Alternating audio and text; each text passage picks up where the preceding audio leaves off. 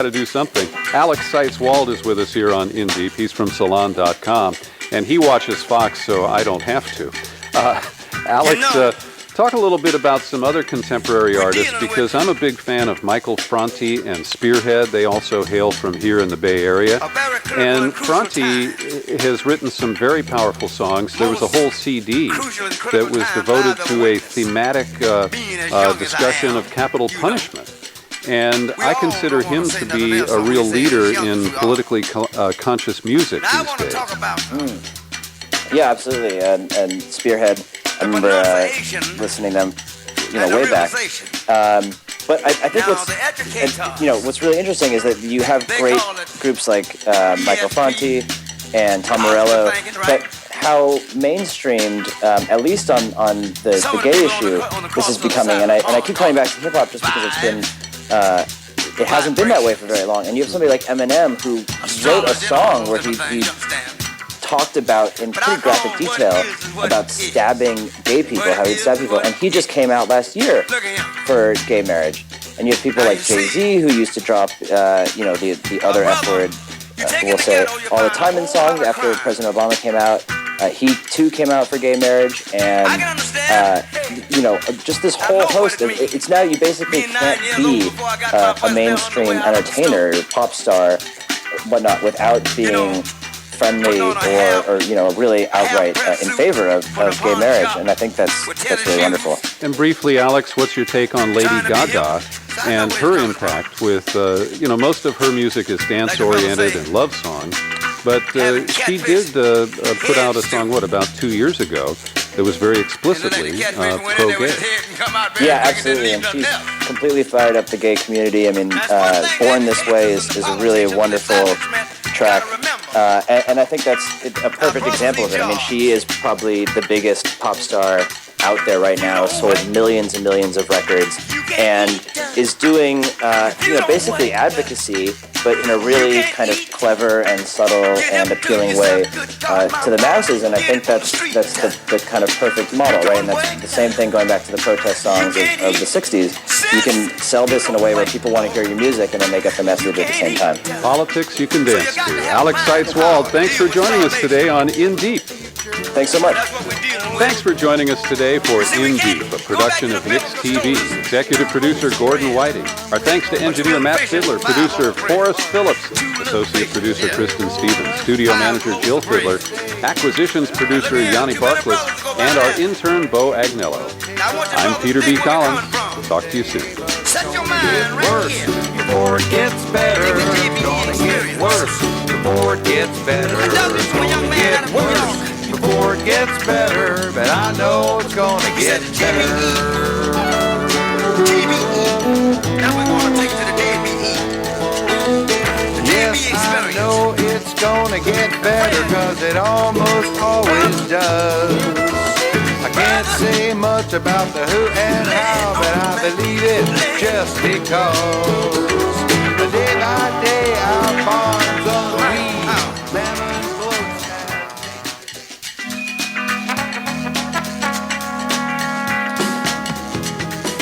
Thanks for tuning in this week to In Deep with Angie Claro, a production of Talkback Studios. You can get more information about us at indeepradio.com. And while you're there, you can become a member and support our work. There's a link there to contact us, too, with any questions or feedback. We're developing a series on mental health issues in our country, especially in this economy, and we'd love to have you be part of that.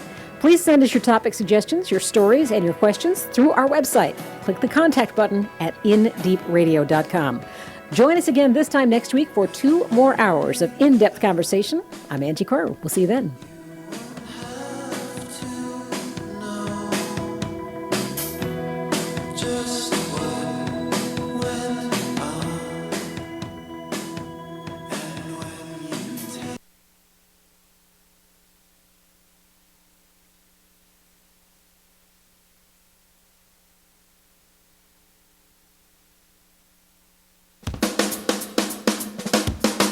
You're listening to We Act Radio, WPWC 1480 AM.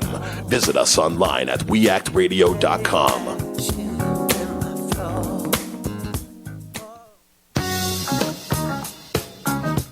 Yo, George Dr. Funkenstein Clinton saying you're listening to We Act Radio. They do the dog, y'all.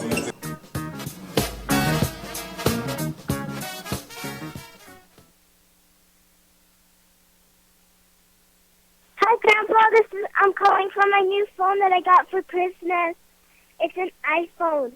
I love you, and you're the first person I called.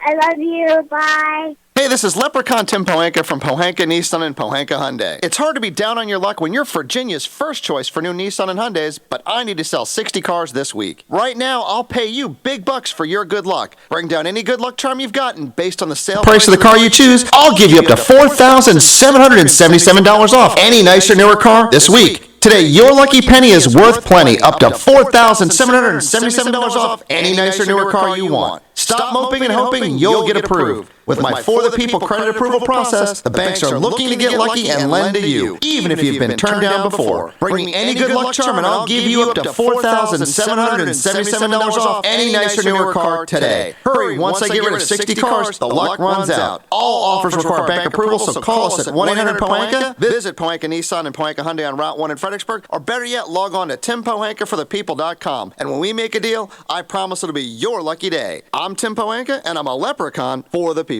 Solid as a rock. He's cared for the famine victims in Somalia. Bought back 3,000 guns to confront violence in D.C. Something about what God is using him to do with us. We will rock you. Rock with you. I wanna rock right now. Rock steady, baby. Registered numerous people to vote. It's evident that he cares. What do you care about? Welcome to the Rock Newman Show. It's the Rock Newman Show.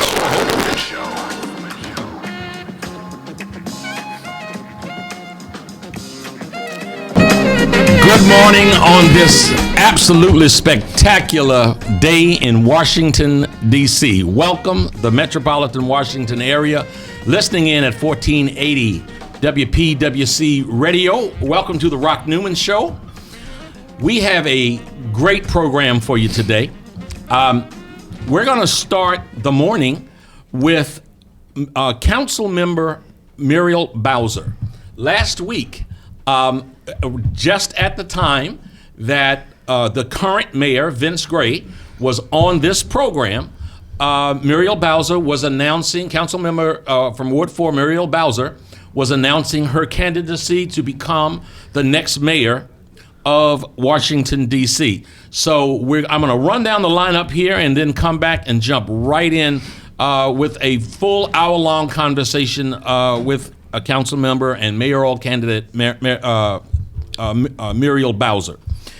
In the second hour, there is a raging controversy in hip-hop music. Rick Ross and Lil Wayne both have been thoroughly castigated and criticized for lyrics. Back in February, Lil Wayne made some comments that everyone thought were demeaning and derogatory to the legacy of Emmett Till.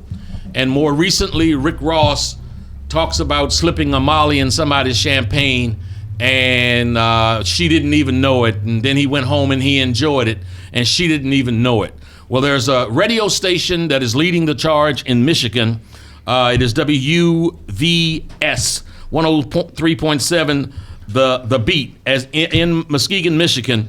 They have pulled all of Lil Wayne's and Rick Ross's music from their rotation.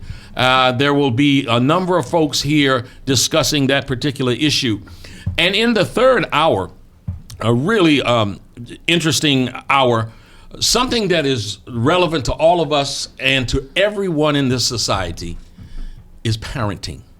And we're going to do a show on parenting. And my extremely special guest in studio will be Robert and Jackie Griffin. And if you don't know them by name, they are the parents of RG3 and his two daughters. They will be joining us here in studio at 1918 Martin Luther King Avenue, WEAC Radio. Also joining us will be Sanjeev Shiram. He is a Harvard Fellow and a former Chief Resident of Pediatrics at UCLA. So let me give you the number in the event you'd like to join any of these conversations, all of which I promise you will be very interesting. Let me first say something about Council Member Muriel Bowser. When I talked to her team, Bill Lightfoot and Ben Soto, and then when I talked to Muriel, I was, if I can call you Muriel. Please do. Welcome to the Rock Newman Show. Thank First you, of Rock. all. Thank you. It's a pleasure to be here. All right. When I talked to them and talked to Muriel, I told them very candidly that I had made a declaration, and the declaration that I had made prior to Mayor Gray coming on, and when he was here, that it was my sense that if his performance the next 2 years equate to his performance in the 2 years since he's been in office, that I personally thought, in my humble or not so humble opinion, I thought that he would deserve an additional 4 years. And I wanted you and your team to be aware of the position that I took, because I know saying that to some political candidates, they would say, hell no, you said that, I don't want any part of this.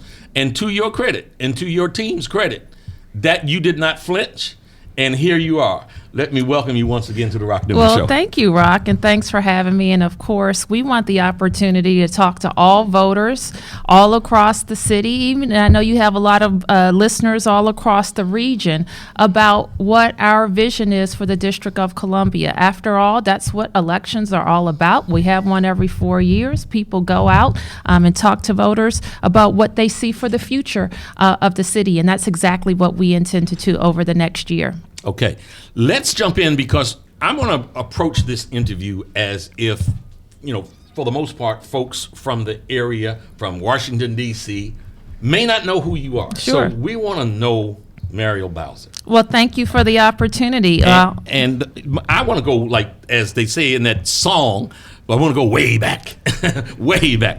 And that would be, I want to ask you, your first memory as a child. Wow. What's like the first thing you remember? Well, I remember, being with my family. I think probably are the first memories. I'm a child of this city, born and raised, grew up in North Michigan Park. There are 5 kids, and we had a very DC experience, I would say. Let me ask you, I remember when I was 4 years old, the ambulance coming to the house to get my father.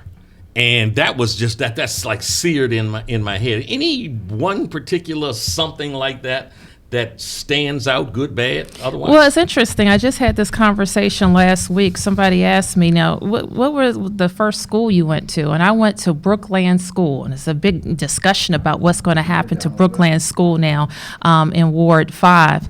And I remember very distinctly, and I ran into this lady who had been the principal there, and she hadn't seen me since I was 5 years old, and we had a chat. But I remember just the older kids at the school would do home ec and cook for us and come and share what they had down in Brookland School. And now, full circle, we have the opportunity to decide what's going to be the future of that school and the Turkey Thicket campus. If you keep on working, good things will happen. Absolutely. Muriel Bowser's saddest moment as a child. I have to tell you, Rock, I had, the type of childhood I wish for every child in this city. I had 2 parents that loved me, great example of love and faith and what that can do in your life. I'm the youngest of 5, so my next closest sibling is 9 years older than me, and I'm the baby. Oh, you the baby. I'm the baby. So I have to tell you, I had it pretty good growing up. Us babies. Yes. Get some. I knew there was something I liked about you. Us babies get some advantages. Yes. My oldest brother is 12 years older than me. Okay. His nickname was Baby. Okay. My mom was 46 when I was born. Okay. And she told the doctor when the doctor told her that she was pregnant. She said, "Oh no, doctor, that's got to be a very big mistake." Fast forward 40 years, and Mike Wallace from CBS was interviewing her. They did some 60 Minutes did something on us, and he asked her. He said, So what did you tell the doctor? She said, I told the doctor that, oh, no, I can't be pregnant. That must be a mistake. And Mike Wallace, being the mischievous guy that he was, said, well, what happened to that mistake? And she said, he's sitting right over there.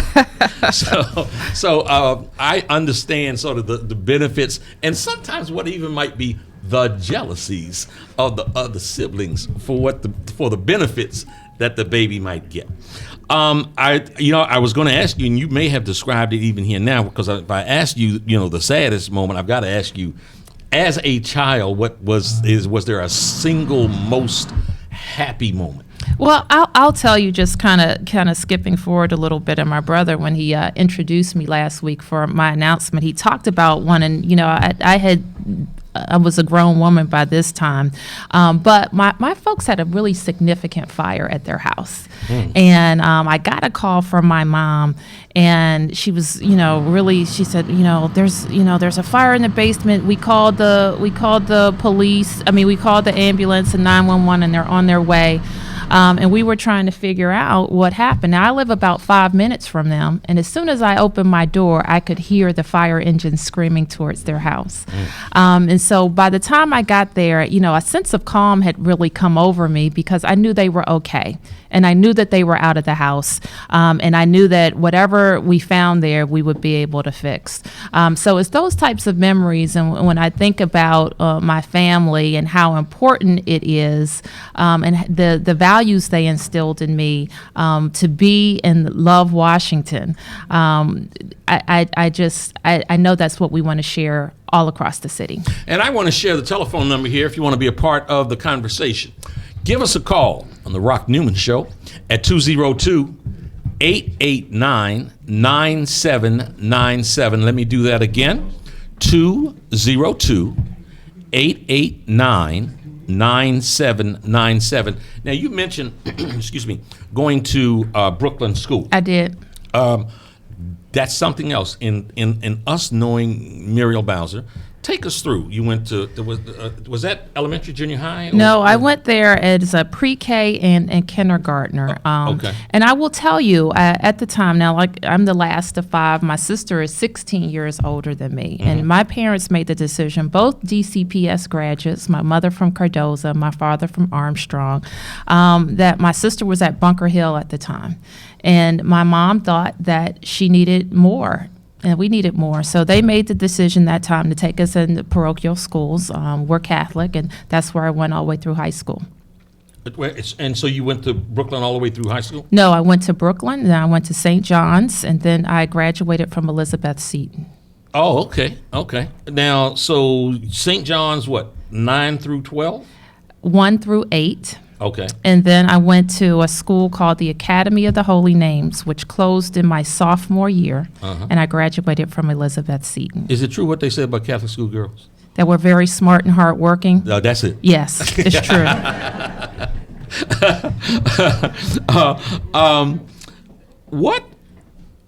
Who during those years prior to your getting to college, who was your favorite teacher? And why? This gives me a chance to say my all-time favorite teacher in the world was Miss Gladys Nickens, and she's watching down in Jacksonville, Florida right now. So that's a shout-out to you, 10th grade English teacher extraordinaire. I love you. Who was your favorite teacher and why? Can I have two? Okay. Well, you can. All right. One was my second grade teacher. Her name was Sister Betty. And she was just extraordinary, and I remember till this day how she drilled in us the multiplication tables. She drilled in us, our reading and math, and I'll always remember that. But more than that, she taught us how to get along as kids. And one way that she socialized us was every month we had a taco party. And so that was fun. My next favorite teacher, I will have to say, her name was Patty Parachini, and she taught me in the 9th grade. I forget was was that Sister? No, it was Miss Patty Parachini. Okay. And she taught us how to write in a way that honestly I still rely on some of her techniques as a 40-year-old woman. Like what? Just how to structure an argument. and how to write, and it's instilled in me. Anytime I talk about schools and education, I don't care what focus you have in high school, if it's STEM, if it's arts. I don't care what you study in college, whether you're a liberal arts person like me or you study something more technical like engineering. I think we have to teach our children how to think critically, how to write well, and how to persuade others, because those qualities and that ability translates into so many things. And I think we've lost that somewhat in how we educate our kids. I've taken the position, and I've written publicly, if you will, Facebook and other places, that aside from the parents in a home, I think the number one most important job in the world is that of a mom. And dad follows right behind that. But that the third single most important job is that of a teacher. Absolutely. The influence that they can have, and that I know that teachers had on me, it is something that I just always had such admiration for. So those kinds of things, I've got folks, producers here telling me, hey, let's start talking, let's get into the present about what's happening. But you know what? To understand a candidate that is going to lead the city, I frankly think that it's important to try to appreciate and understand and have information about backgrounds which forms who you are today and the kind of leader that you're going to be. Sure. So, okay, so you we're into high school, and you went to college where and studied what? I went to college in Pittsburgh, a school called Chatham College, and there I studied history. I worked for a period of time in Pennsylvania. I was in the insurance industry. I quickly learned that wasn't for me, and I decided to come back home and go to graduate school. I went to American University, where I have a master's degree in public policy. And your undergraduate degree? Is in history. Now, was Chatham a Catholic school also? No, it's not a Catholic school, but it's a when I was there, it was a women's liberal arts college, and focused on, the arts and humanities and the liberal arts.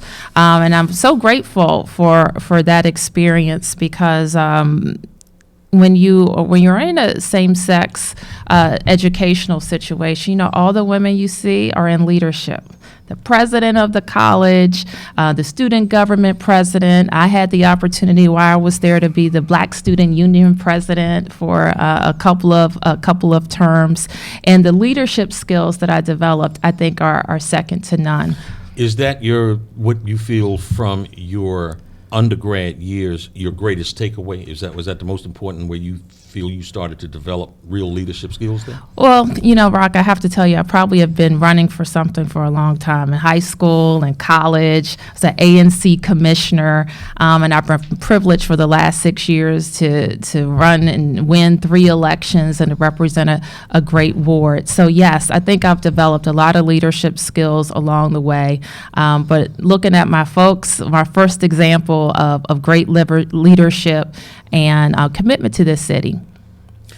Okay, so you come back, you find out quickly, like I did, that selling insurance, in the insurance business, that wasn't your cup. It wasn't for me. That wasn't your cup of tea. That wasn't my calling. I flirted with that shortly after college. Although, I have to tell you, I worked for a great company, and they loved me, and I knew I could, go far there. But I wanted to use my skills and talents to really do something that I loved. So you come back to D.C. Yep. You go to American University. I did. You get a degree in public policy. I do. What was your great takeaway from that? I mean, how do you place that in terms of importance in your maturation process? Well, I think it's important to get focused on what you want to do. I think at that point I knew that I wanted to be in government, and I think I knew that I wanted to be in local government. So I wanted to make sure that I got all the skills, whether, I was in a very statistics-based program. So if I say something, I want to figure out how I can prove it or gather the evidence. So that was important. We did did a lot of focus on political theory, local history even. I saw you had Paul Strauss here recently. He actually taught me a class at American University, Is that right? if you can believe it. And we did a lot of local D.C. history. I think even Marion Barry was a guest of the class at that time. So it was important to get grounded in statistics, get grounded in political history, so that when you talk about these things, there's some background there. Yeah. Okay, so we are through your career. Now you're just graduated from grad school at American University in Public Policy.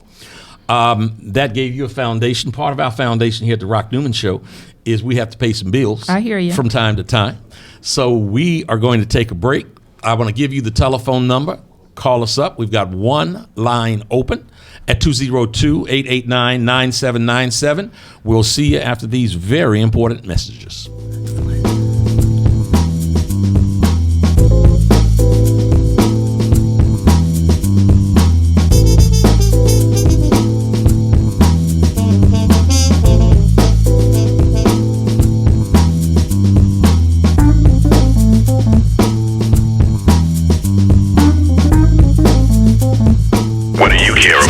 We'll find out when the discussion continues after this on The Rock Newman Show.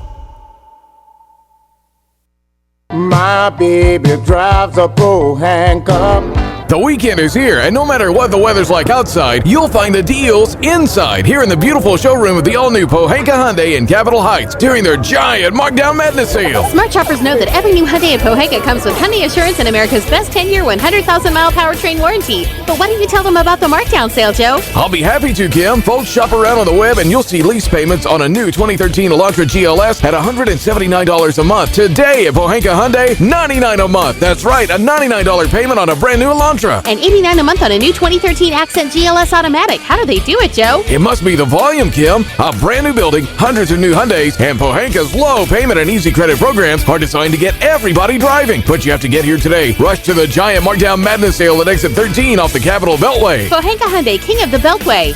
All financing for a limited term on approved HMF credit. My baby drives a handcuff.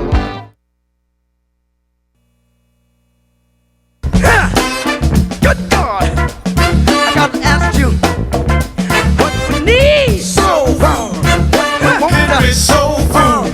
No, we need it. Soul Food. Henry Soul Food. No, I like it. Soul Food. Henry Soul Food. No, we need it. Soul Food. Henry Soul Food. Hit me. Home of the sweet potato pie. Even the keenest taste buds will tell you the best food on the planet. Large enough to serve you and small enough to know you. So get the Henrys at 5431 Indian Head Highway, Oxon Hill, Maryland, or give us a call at 301-749-6856. Soul Food. Henry Soul Food. What we need? Soul Food. Henry Soul Food. Giving you the real on everything from politics, sports, and common everyday life issues. This is The Rock Newman Show. I'm Gary Johnson, former governor of New Mexico. Last year, my state became the 12th state to allow medical use of marijuana by patients who are seriously ill. Some people were surprised that a Republican governor supports medical marijuana, but I'm hardly alone. Groups like the American College of Physicians, American Nurses Association, and American Public Health Association have all acknowledged the medical value of marijuana. New research about medical marijuana is coming out almost every day, showing remarkable potential in all sorts of serious conditions, including cancer, AIDS, and chronic pain. But some in government still want to put politics and ideology ahead of public health. To learn more about medical marijuana and what you can do to help, contact the Marijuana Policy Project at 1-877-JOIN-MPP or visit them on the web at mpp.org. Thanks. Friends, David Schuster here, and all of us at We Act Radio are so proud of our neighbors here in Southeast D.C., especially one of our partners, the Ark. The Ark is at 1901 Mississippi Avenue Southeast. It's the home to some of Washington's best, including the Washington Ballet, the Levine School of Music, Boys and Girls Club, and the Children's Health Project. All provide a number of programs and services within the very same facility. The Ark is also home to the Ark Theater, the only theater east of the river, which hosts a variety of dance, music, and theatrical shows each year.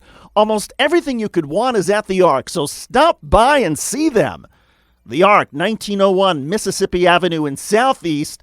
For more information, visit the Ark's website, www.thearkdc.org, or call 202-889-5901. The Ark, part of Southeast D.C. Real talk, real issues, real life. I got a new sheriff in town. We now return to the Rock Newman Show. Hi, this is Mia. I can't wait until me going to DC and some couple days away. I love you and I miss you so much. I can't wait. Bye. Love you. Let us come right back. We've got a lot to get through here today. Right now in studio is Ward 4 council member for Washington, D.C., Muriel Bowser. And on last Saturday, she threw her hat in the ring and was the first candidate to announce for the run for mayor of Washington, D.C., which I have, from an up-close perspective, called the most difficult job in America. Let me ask you, first let me give out the number again, 202-889-9797.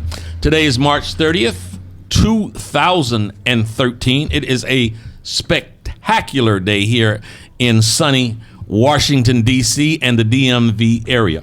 So, Muriel, if I can come back to you, what was your motivation and inspiration to get into the topsy-turvy, crazy world of elected politics? Well, you know, Rock, I said, I always knew I'd be in government. I always knew I'd be in local government, but I didn't always know that I'd be in elected office until I got in local government. I worked in Montgomery County and around this region for 10 years in various capacities in transportation planning and downtown redevelopment.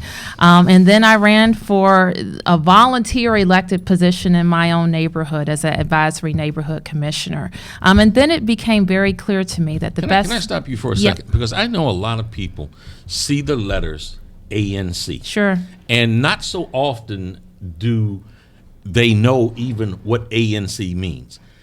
Tell us what ANC stands for. Sure. And what an ANC member does.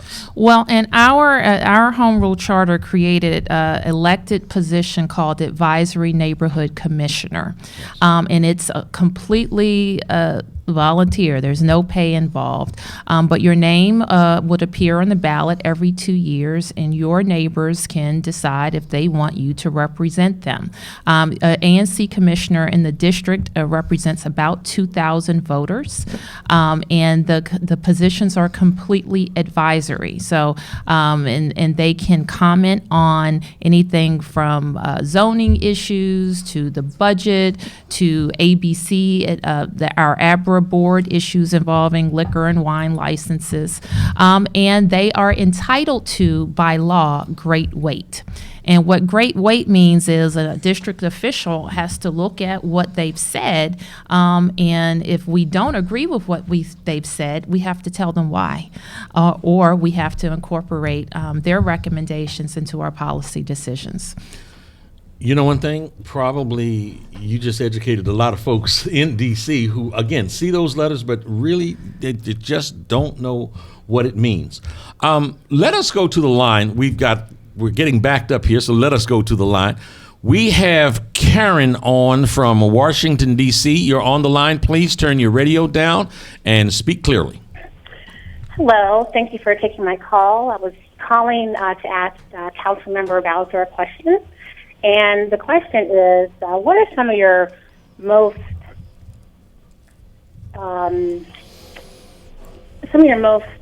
favorite accomplishments on the council so far? Sure. Well, I've had the opportunity on the council to thank you, Karen. Thank you, Karen, to have leadership on a variety of issues. First, as the chairwoman of Consumer and Regulatory Affairs, where we really pushed through comprehensive foreclosure legislation that protected D.C. residents from predatory lenders and required mediation.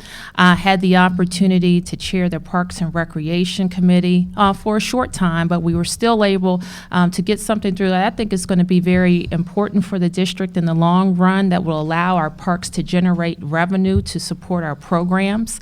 And I most recently was the chair of the Committee on Government Operations, where our big responsibility was to pull together ethics reform legislation for the entire city at a very critical time. And so we were able to do that.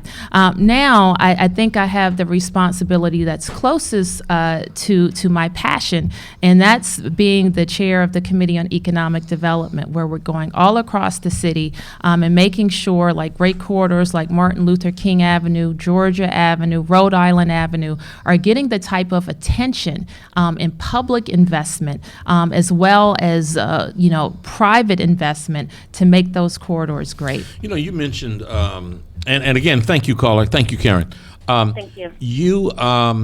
You mentioned ethics reform, Mm-hmm. and there has been the criticism. I would suggest that a lot of it valid, perhaps some of it over the top, of our local elected officials. And here at the Rock Newman Show, we name names. We talk about the real stuff because I think we should.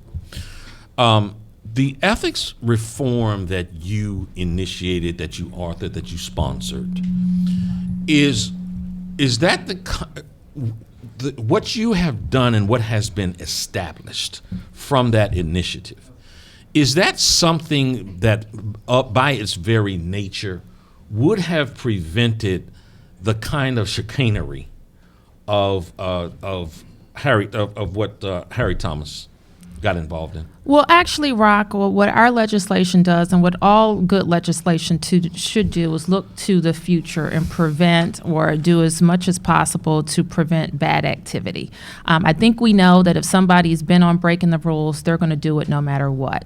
But what our law does is set up a new regime, a board that is empowered to investigate independently any violations of our code of conduct. It sets up very specific penalties to address that behavior, and that's important too. We were also able to better fund our Office of Campaign Finance so that they're just not reacting, but they're proactively making sure that the rules are enforced. I think it's a great step in making sure we have a robust system of rules and people to enforce them, to give the public a better sense of trust for their public officials. Who's been the most influential person in your political career? Well, there have been so many people that have inspired me along the way, and we can look to our own ward for great examples of people. Charlene Jarvis, who led our ward for 20 years, Adrian Fenty, who set an example of top constituent services, Linda Kropp, who was a woman leader of the council, who people still miss her leadership on the city council, and certainly I admire what Tony Williams was able to do in setting bold goals and a vision that we're now seeing pay dividends all across the District of Columbia, which is so important. But I was just with my friend here on Ward 8 for his State of the Ward address, and his inspiration to a lot of people in our city is also important, and that we have to make sure that as we grow, we're bringing everybody along with us and not leaving whole neighborhoods and whole wards behind. You said your friend in Ward 8. Mhm. Who are you referring to? The council member and the former mayor. Oh, you talking about Marion Barry. Marion Barry. You talking about Marion Barry? That's what I'm talking about. Karen asked, and you had a chance to elaborate on a question I was going to ask is Sure. about your biggest triumph. Was Mhm. it anything else? I mean, I thought you covered that. Was Yeah, there well, anything- I wanted to talk about certainly what the things that we were down on the council in terms of legislation. I think the biggest job of a legislator is to fill the gaps in the law, not to go over the top. And we do that on the council sometimes. The number of laws that we pass that don't have any impact on people's lives, I think is, we need to watch out for. But we've also had tremendous success in our ward. And when I look across Ward 4, I know that we can have those successes in other places. We have issues with neighborhood development. You know that you've heard people say, what's going to happen with Georgia Avenue for 40 years? Yeah. And finally, we're starting to see those types of investments in new grocery stores and the total transformation of the Walter Reed campus and new housing being built that's affordable and is for seniors. And that's what we need to see across the city. I was going to do it in the reverse order, but since Karen asked the question first, and you've had a chance to elaborate on that, what's your biggest disappointment as a politician? Wow. My biggest disappointment, I guess, is that we can't move fast enough. When we look at our school reform efforts, for example, we've made some big changes. We've invested in and we made the tough decision for mayoral control of our schools, which gives the mayor and the chancellor the singular line of accountability to get things done. We've invested hundreds of millions of dollars in school construction. Yet 5 years later, the improvements and outcomes for children has been stubborn, and the investments across the city have been unequal. So I would, as mayor, redouble my efforts to make sure that we're investing equally across our city, and we're setting the big goals. We, instead of seeing the gap between black kids and white kids get smaller, we've seen it get bigger, and that's unacceptable. Okay, here's what I want to do. I want to go. Mayor Gray left a document, and it's the Gray administration year 2 report. And I'll kind of quickly read through this. That when Mayor Vincent Gray took office January 2011, he promised to focus on creating jobs, reducing unemployment, and growing the district economy while educating and preparing residents for jobs in emerging industries, improving the quality of life for all of our residents. Throughout his 2 years in office, using the One City Action Plan as a guide, Mayor Gray has continued aggressively to move D.C. forward towards his vision of a more prosperous, equitable, safe, sustainable city for all on Mayor Gray's watch. Now, I'd like for you to react to these things here. He has 5 bullet points. The district's economy is booming, with more than 28,000 private sector jobs created over the past 2 years, and the unemployment rate falling by nearly 3 percentage points. Now, do you see that? You agree with that? You disagree with that? What kind of reaction do you have to that? Well, I think that we've seen the national unemployment rates go down, and we have to thank President Obama for his commitment to spending when spending was very important in some tough economic times. So I'm grateful that we've had that kind of federal government spending, which has helped with our contractors that rely on the federal government to keep people employed and to even hire additional people.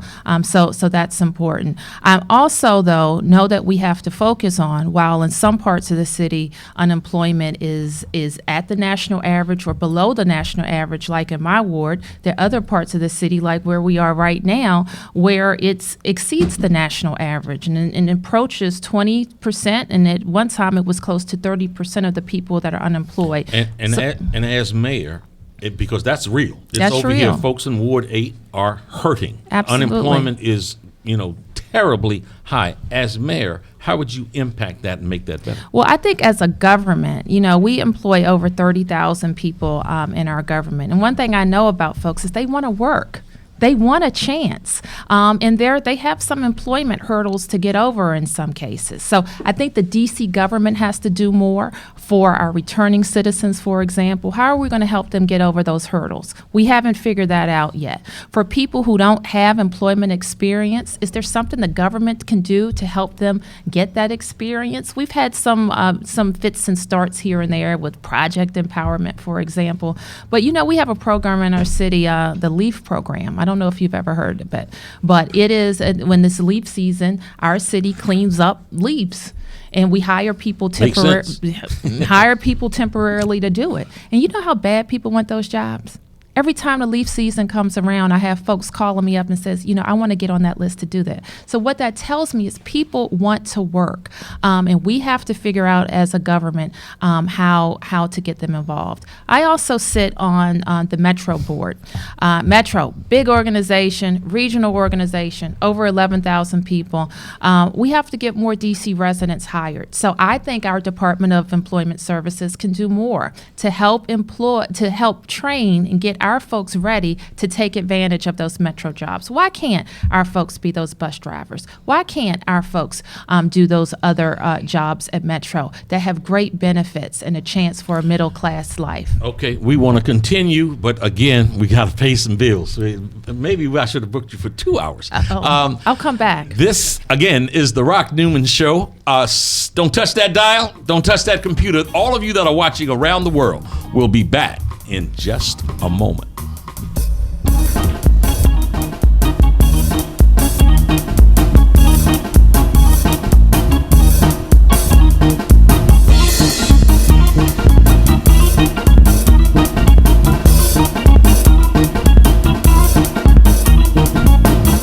The Rock Newman Show will be back after this.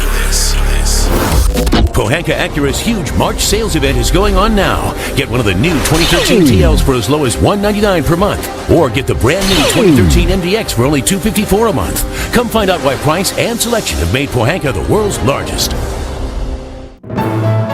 Take Action News with David Schuster, Saturdays from 12 to 3 on We Act Radio, 1480 AM and weactradio.com. Well, for me, it's always been, you report the facts. You report like hell, let the chips fall where they may. And the truth ultimately is what's going to sort of help our society and help all of us. I don't think progressives want a thumb on the scale on the facts. They just want the facts out there. You let the facts out, and progressives will tell you, we're going to win 70% of the time.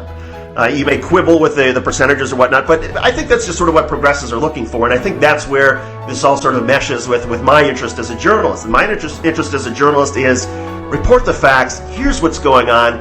Here's what the facts say. Here's what history says. Here are the lessons we know we have learned.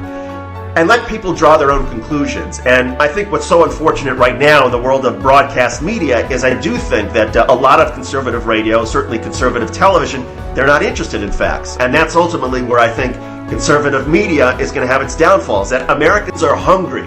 They're just hungry for basic information, hungry for basic facts. You report like hell, you let the chips fall where they may. I think it's natural for all of us who care, who are passionate about politics, who feel like we have a sense about the difference between right and wrong. I think it's okay to let that be part of your coverage. It's important for all of us as broadcasters and journalists. In this day and age, we have to be authentic.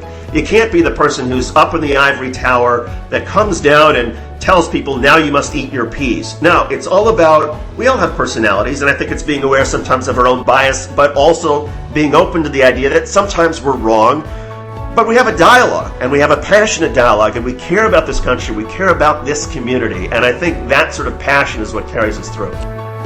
Hear more from David Schuster, Saturdays from 12 to 3 on Take Action News on We Act Radio, 1480 AM and weactradio.com. The prodigal son of the DMV is back. Ladies and gentlemen, show your love for Rock Newman on The Rock Newman Show. June 27th is National HIV Testing Day. HIV testing is fast, painless, and often free. I've been tested for HIV. I've been tested for HIV. Have you? To find an HIV testing center near you, Visit greaterthan.org. We Act Radio is a very proud partner of the Start at Westminster, a harm reduction, prevention, and awareness initiative sponsored by the Westminster Presbyterian Church right here in D.C. START stands for Syringe, Treatment, Advocacy, Resources, Training. These are the core elements of the harm reduction philosophy at START. The goal of this program is to reduce transmissions of HIV, hepatitis, and other bloodborne infectious diseases by empowering those at risk of infection with the tools, resources, and referrals they need to take charge of their health. Over the past year, the Start at Westminster tested over 1,600 people, and they're averaging about 150 tests each month. And of course, with the proper funding, that number could go even higher.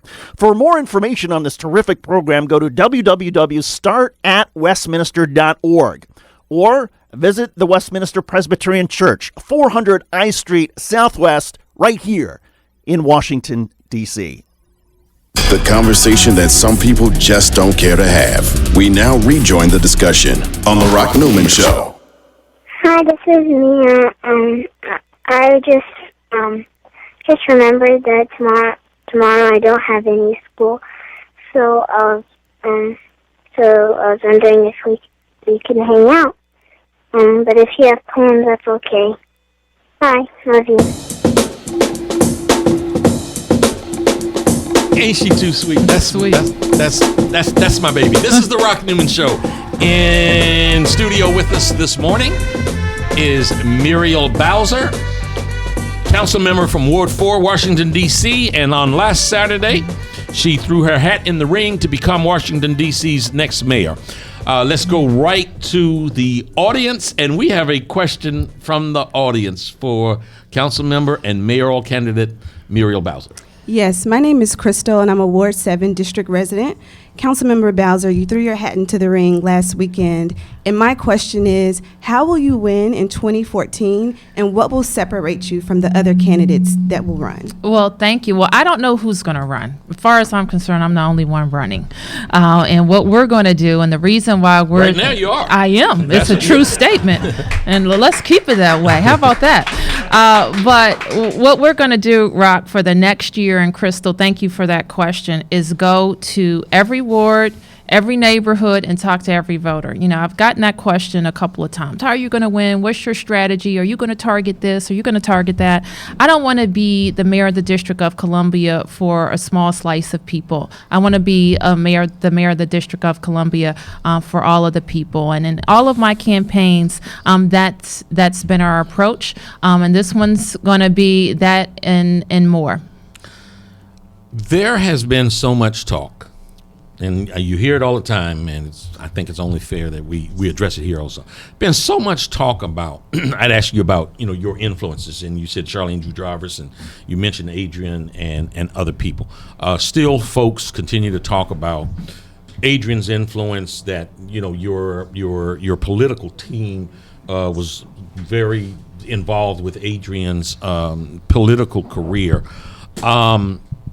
I want to ask you something, because I thought that Adrian Fenty for the most part, did a good job as mayor.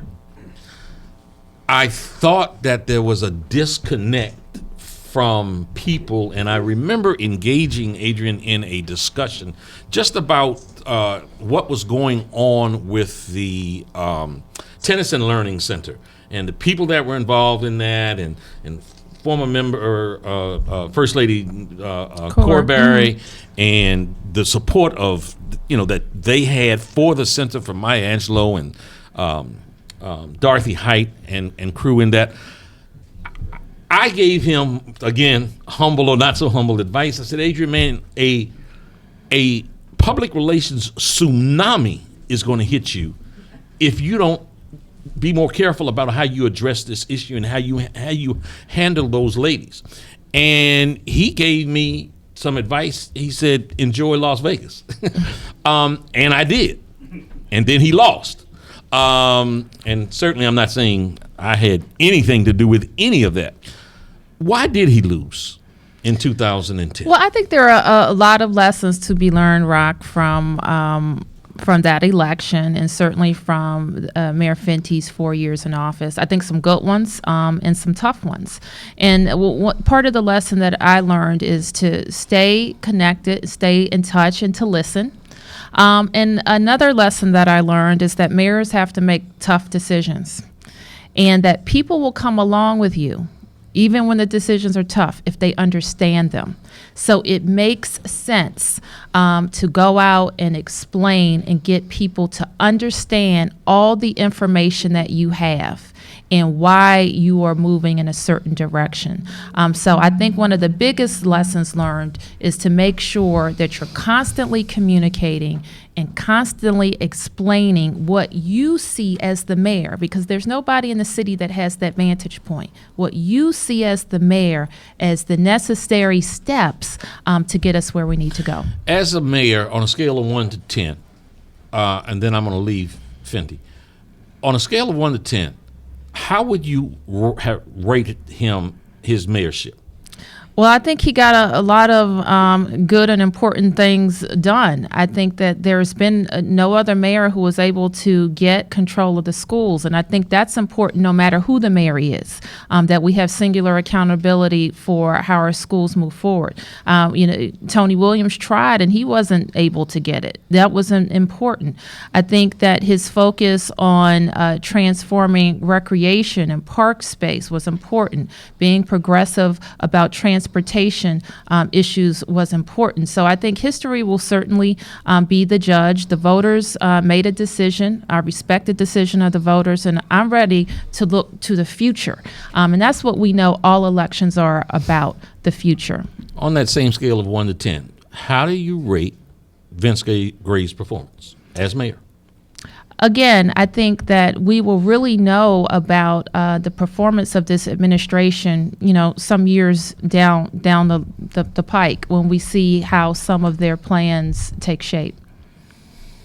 So, are you talking about between now and the time that the next election comes, or are you talking about even sometime after that? I think it could be sometimes after that, because when you look around the city, even now, we're really seeing the impact of Tony Williams.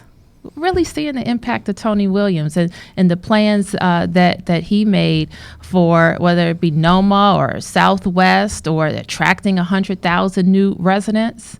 We're really starting to see that take shape now. So would your position be that neither Adrian or Mayor Gray could take credit for some of what's going on now?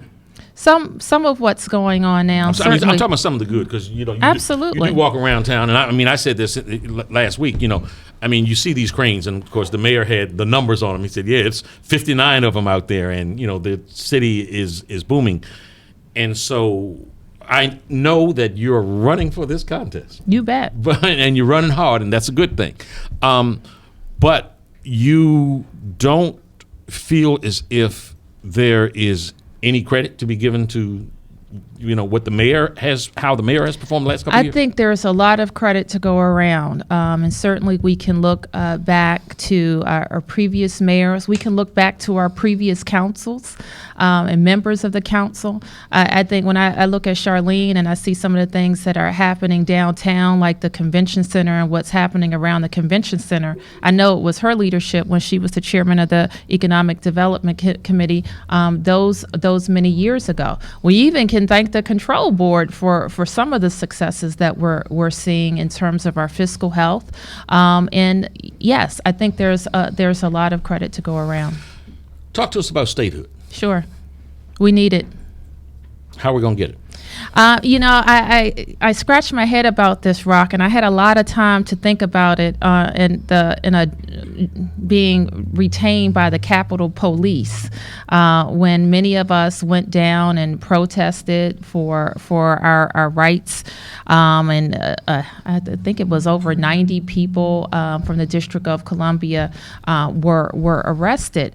And I talked to a lot of the statehood advocates while I was there, people who have been protesting for statehood longer, certainly, than I have, about what has been the strategy, what has worked, What has not worked, and what are we going to do differently? It's a travesty, and I've heard you talk about it, and I appreciate it. We especially like our friends from all over the region to recognize what the problem is in the District of Columbia, recognize how it hurts us, and what they can do. When we have great friends in Maryland, and I was so pleased to hear Rushern on your show talk about what Governor O'Malley and other elected officials in Maryland think.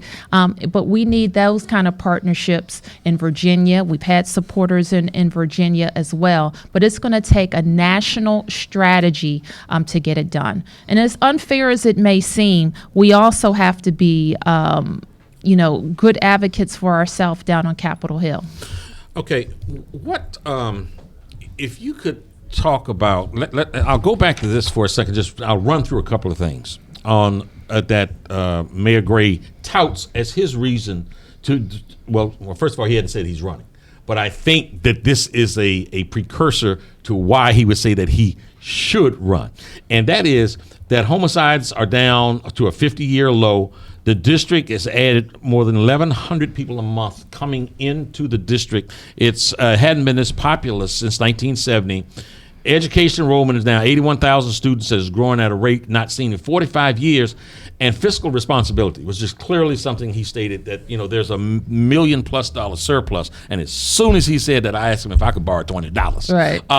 But what would you say is the primary difference from your vision to make Washington, D.C. a better place? And why are you more qualified, capable, and able to be mayor than anyone else that might run? Well, Rock, I think that the voters are going to decide. So you started off by saying that the mayor deserves another 4 years. Well, that's a question for the voters, and that's Correct. exactly why we're going to be out for the next year talking to them, and they're going to get to decide.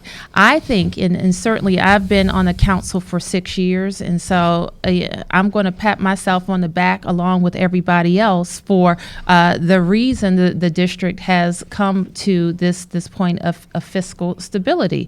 Give you some credit yes, also. absolutely. Last time I checked, the council had the power of the purse and the final say on the budget. And so a lot of people have gotten us to this point. So I think that it's important for us certainly to embrace the successes of our past and the successes of past administrations. And it's also important for us to look to the future. This is what people are telling me across the District of Columbia, that they see a lack of kind of urgency and focus. And they want to make sure that our government has full attention of all leaders and is energetic about the future. And that's what I see as the difference. Let me be urgent and get Coach Lou on the line. Thank you for holding.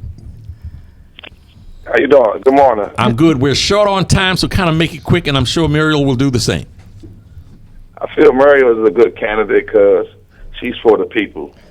Like she said that the councilman set the tone for the city in the direction that was going. The city was already moving 4 years ago before he even got to the mayor thing. He's not a person that be out there on the street like Muriel be out there trying to talk and act with the people, especially as the seniors. The seniors are the ones that teach the younger ones how to be out there, and get out there and vote. Your vote count. At one time blacks wasn't getting out there and vote because they feel though the people wasn't for them. So I feel though, not just saying I know Muriel, I feel though as I watched her on the ANC and how she grew, she grew into, she's for the people. And she has my vote, and she has a lot of people, followers that with me have their vote for her. Thanks, Lou.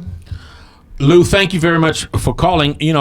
I certainly am of the belief that strong competition creates better government. Absolutely. And the more talented people that run for office, the better off at the end of the day that the citizens can be. This is going to be a race that we are going to look forward to. I want to ask you one quick question. But let me say this, Rob. Yes. This is not an exercise for us in just going around because there's nothing better to do. This is a race that we fully intend to win. And this is the type of encouragement that we're getting across the city and the energy even since last week. I've been extremely encouraged by it.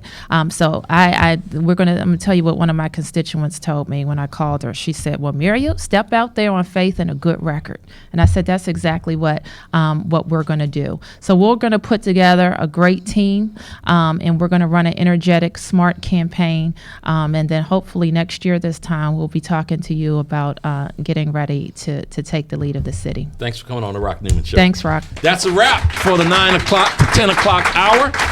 We're going to pause for the cause and be back shortly for a very interesting hour talking about hip-hop music, its impact, censorship, lyrics that have been banned, and all the rest regarding Rick Ross, Lil Wayne, and we're going to have a great studio participation on The Rock Newman Show.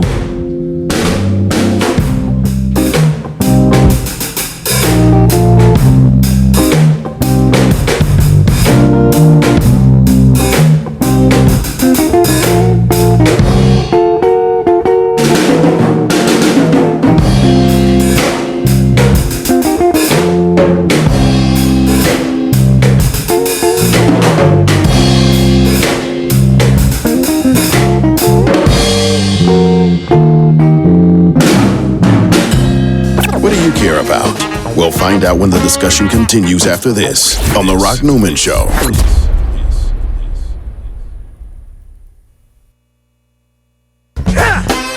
Good God! I got to ask you, what we need? Soul food. Henry Soul Food. No, we need it. Soul Food. Henry Soul Food. No, I like it. Soul Food. Henry Soul Food. No, we need it. Soul Food. Henry Soul Food. Hit me. Home of the sweet potato pie.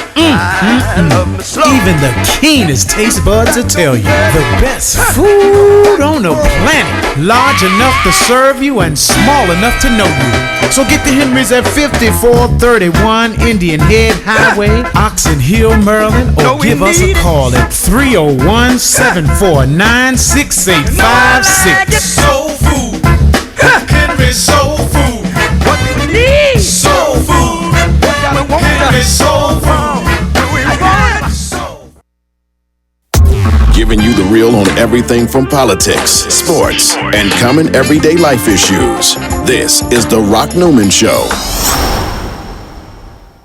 I speak from Pennsylvania's death row. A bright, shiny, highly mechanized hell. Mumia Abu-Jamal is one of the lost souls of the revolution. And they're trying to figure out how to shut him down entirely. They have moved heaven and earth to stop his voice being heard in the United States. When you talk about groups that are maligned and slurred as terrorists in the major media, they're really small fry. They're retail terrorists, wholesale terrorists of the United States government. The whole problem is really the blacks. The key is to devise a system that recognizes this while not appearing to it. On the move, this is Mumia Abu-Jamal. Hi, I'm Tom Morello. Some call me the Night Watchman. In the case of Mumia Abu-Jamal is at a crucial stage. Please go to freemumia.com to find out more information about how you can help Mumia Abu-Jamal and other political prisoners. Night Watchman out. This is Margaret Flowers. And I'm Kevin Zeese. Join us every Monday morning at 11 a.m. for Clearing the Fog. Speaking truth to expose the forces of greed. Start the week with your eyes open. The fog. The forces of greed that spin news stories for the benefit of the 1%. Each week we feature guests who are working to expose these truths and offer real solutions to the current crises we face. Knowledge is power, and with knowledge you will be empowered to act to shift the power to the people. Monday mornings at 11 a.m. on weactradio.com or 1480 1280 a.m. Hey, this is Leprechaun Tim Pohanka from Pohanka Nissan and Pohanka Hyundai. It's hard to be down on your luck when you're Virginia's first choice for new Nissan and Hyundais, but I need to sell 60 cars this week. Right now, I'll pay you big bucks for your good luck. Bring down any good luck charm you've got, and based on the sale price of the car you choose, I'll give you up to $4,777 off any nicer, newer car this week. Today, your lucky penny is worth plenty, up to $4,777 off any nicer, newer car you want. Stop moping and hoping you'll get approved. With my For the People credit approval process, the banks are looking to get lucky and lend to you, even if you've been turned down before. Bring me any good luck charm and I'll give you up to $4,777 off any nicer, newer car today. Hurry, once I get rid of 60 cars, the luck runs out. All offers require bank approval, so call us at 1-800-POHANKA, visit Pohanka Nissan and Pohanka Hyundai on Route 1 in Fredericksburg, or better yet, log on to timpohankaforthepeople.com. And when we make a deal, I promise it'll be your lucky day. I'm Tim Pohanka, and I'm a leprechaun for the people. Real talk, real issues, real life. I got a new sheriff in town. We now return to the Rock Newman Show.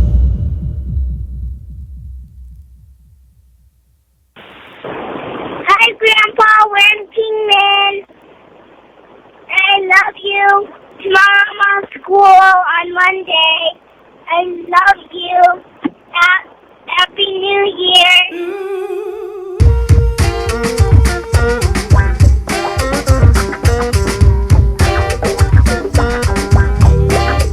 Gotta get up. Get down. Get down. Gotta get up. Get on. Welcome back to this 10 o'clock edition of the Rock Newman Show on March the 30th, 2013. And before we get into the subject matter, I would like to take the time to acknowledge and to recognize and to show my appreciation for our sponsor, the MGM Grand National Harbor. Folks, if you didn't hear me say last week, I've seen plans for what is going to be established over there, which is going to be a first-rate, world-class facility on the bank of the Potomac River in Oxon Hill, Maryland. That is going to be a casino and entertainment development and hotel that is going to be second to none. That is going to create thousands and thousands of jobs. That is going to throw off incredibly lucrative economic benefits to Prince George's County and the surrounding area. It is a facility that is going to be simply the most exciting development, commercial development in the history of Prince George's County. And I only wish that I could share something that is emerging that has to do with a great benefit to the minority community in the Prince George's County area and the metropolitan area. I only wish I could talk about it, but I can't. Let me just say I am so pleased to have MGM Grand National Harbor as a advertiser and sponsor, and I urge and encourage all of you all to support that project. And if you ever have any gaming desires, you visit an MGM Grand facility, you will not be disappointed. In this 10 o'clock hour, let us go right to it. I have in studio with me a young man who is a graduating senior from Howard University. His name is Donnie Bravo Brown. Donnie Bravo, welcome to the Rock Newman Show. What's up, Brock? Also, I have online, if I'm hearing correctly, I have Paul Porter from Rap Rehab and Industry Heirs. And Paul, I will let you in just a moment describe what Rap Rehab and Industry Heirs is. And I also have Paul Billings, who is the owner of WUVS. Is Paul Billings on the line with us? Paul Billings from WUVS 103.7 The Beat in Muskegon, Michigan. If he's not there, he will be on the line in just a moment. And this discussion, it really was spurred by a by some very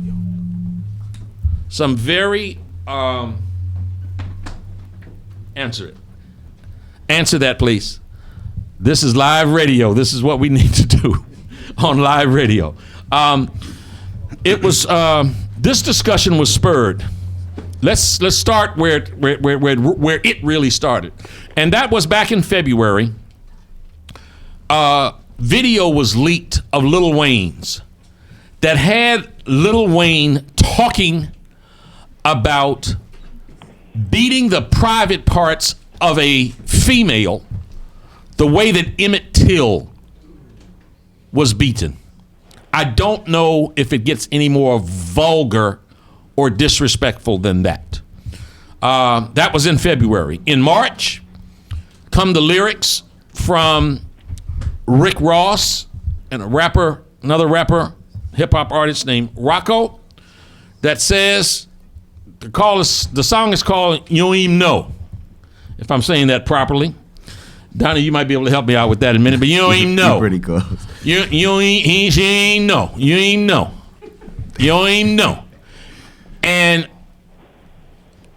Rick Ross, the one of the humongous belly and even bigger breastises, talks about putting a Molly in a lady's champagne and she ain't know. And then he talks about going home and enjoying her and she know. So what he's talking about in no uncertain terms is something extraordinarily vile, and that is rape. And this gentleman in Paul Billings with WUVS in Muskegon, Michigan, decided to pull all of the music from the radio station that he owns of Lil Wayne and Rick Ross. And there was a petition started by Paul Porter, who I know for certain is on the line. Do we have Paul Billings on the line yet? He's waiting for you to call him. Okay. Can we please get Paul Billings on the line? This petition, I'm going to run through it quickly. In 2012, a drug named Molly, made up of pure MDMA, ecstasy's active ingredient, flooded the music industry, made its way into countless rap lyrics. Last month, February 2013, Lil Wayne sparked national outrage when he disrespected the memory of slain civil rights martyr Emmett Till in his lyrics by comparing his brutal beating to a sex act. This month, rapper Rick Ross stirred natural controversy as a result of lyrics that encouraged drugging a woman to force her into sex. Mainstream rap has been suffering from repulsive content for a long time, but this latest wave of filth is our breaking point. We have hit rock bottom. That was written by Paul Porter. Paul Porter, what makes this rock bottom and different from many of the lyrics of the past? Well, look, we've been stuck in a generation now for the last 10, 15 years of hate, drugs, misogyny, violence, bling, everything that is wrong. I believe it's part of our story sometimes, but it's not the whole story. There is just a crazy imbalance of what young kids are digesting through music. But in this case, here, and it's been happening, the drug Molly has been on numerous records in hip-hop over the past year and a half, from 2 Chainz to so many artists. But when you tie the drug in with the act of date rape, there's not too much more that can happen. This radio, that song is playing, the Rocco song is playing on about 30 radio stations across the country. So, yeah, we got a huge problem. And we've stepped down to, beating women and violence and date rape. Hello? So I just time that everybody stands up. And this isn't only about Rick Ross. This is about, putting the folks that greenlight these projects in check. Go ahead. Paul, I know you know all about live radio. Hold on just a moment. Do we have Paul Billings on the line? Oh, Hello? Okay, so we don't have him. I'm sorry, Paul. If you please continue. Okay. Well, this is, putting the responsible people, going after Rick Ross is like hitting the toes. We never talk about the people that greenlight the projects. We never get to the broadcasters that play these records, and they're just as important, and matter of fact, more important. We don't talk about, the heads of record labels that really profit off of this, because once you phase out Rick Ross, then it's going to be somebody else next month. It was Lil Wayne, then it's Trinidad Chains, and it's 2 Chainz. But we got to put in a system, and that's what the petition calls for, too. If you go to raprehab.com, you'll see the petition. There's a long list of broadcasters and record label execs that it's sent to every time you fill out the petition. And we want to put pressure and bring them into the spotlight, too. Donnie Bravo, a young, aspiring rap artist, graduating senior from Howard University. Howard University, the mecca, some folks say the mecca of black education. I say the mecca of education. Oh, yeah. Period. Where are you on this subject? Let me not put any words in your mouth, just ask you, where are you on this matter? All right. Honestly, I want to say, first of all, I don't condone any of those lyrics. I listen to Lil Wayne, I listen to Rick Ross, but I listen to them, and I take everything they say with a grain of salt. Like, I don't believe any of this. I'm not influenced by any of it. I do agree that as a community, like, I think that we wait for shock factors and wait for these rappers to say things and jump all over them, and excuse me.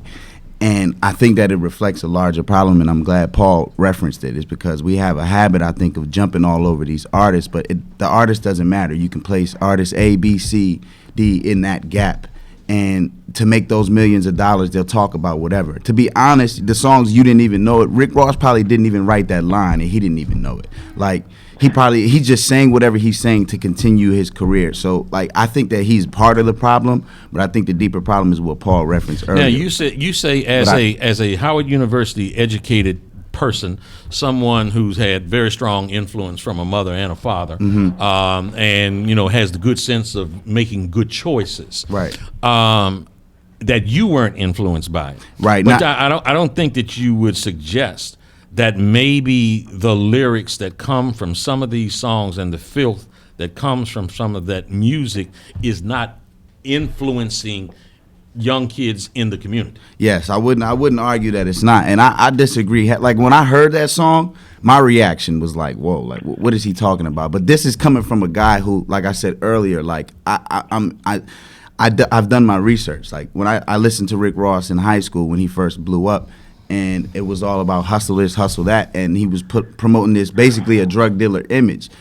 Come to find out years later that he worked as a correctional officer, and then when people found out about it and he was asked about it, he lied about it. So they don't really have my trust. I don't listen to what they say at that level, but I will agree that it does influence our community, the youth in our community, in a negative way. But I also believe that it's up to so much more than just the rappers. Like, we have a habit of jumping on the rappers when, like Paul said earlier, there's an entire system that was put in place. I don't know if you read the article that came out recently this week. It was all over Facebook, all over the internet. It was entitled "The Secret Meeting That Destroyed Hip Hop in a Generation." Well, we want to get to that. Okay. We definitely want to get to that. We do have Paul Billings on the line now, the owner of WUVS 103.7, The Beat in Muskegon, Michigan. Some business people would say, Paul Billings, have you lost your mind? This is the kind of music that these kids are buying. Why in the world would you take out of rotation Lil Wayne and Rick Ross when that's some of what the kids want to listen to? Welcome to the Rock Newman Show, and how do you respond? Yes, it's an honor to be on your show, Mr. Rock Newman. I would say to them, historically, we have always maintained one of the top ratings in the market, in spite of staying away of the traditional mainstream songs that might have disrespectful lyrics and degrading content of our culture. So we have always tried to be different and have been able to maintain that presence to maintain that influence in spite of staying away from songs that beats away at the deterioration of our community. Let me bring up something that we haven't mentioned here so far, and this I'll bring up something that someone that I love and am in love with equally. My wife loves her and is in love with her also, and that is Beyonce. And I saw it posted on Facebook when I first heard about it. It was "Bitches Bow Down," and I thought that was some sort of, again, another Facebook hoax. And as I understand it, it's not a hoax. It is something that is real. So, Paul Billings, when you talk about removing disrespectful lyrics and songs, is that one that you would refrain from playing also? Oh yeah, that is new to me because I don't know if it came out as a single yet, so I'm probably not aware of the song. I'd be shocked that is a song that is that's definitely going against what we would call good radio, family radio, and there's no way will it be able to make the song. Even if she got some kind of meaning in that song, it just the sound of it sounds bad. Okay, I can't believe that we're already up on the mark where we have to take a break. My name is Rock Newman. This is the Rock Newman Show. This is We Act Radio. Don't touch your dial. Don't touch your computer. We'll be back with more stimulating talk radio right here on the Rock Newman Show.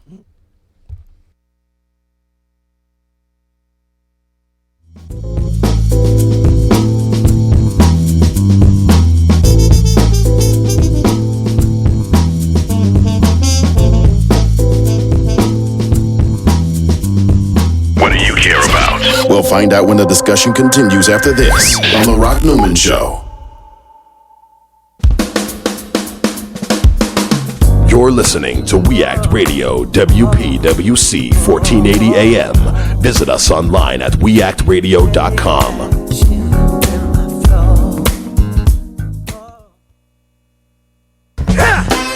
Good God, I got to ask you what we need. Soul food. Henry Soul Food. No, we need it. Soul Food. Henry Soul Food. No, I like it. Soul Food. Henry Soul Food.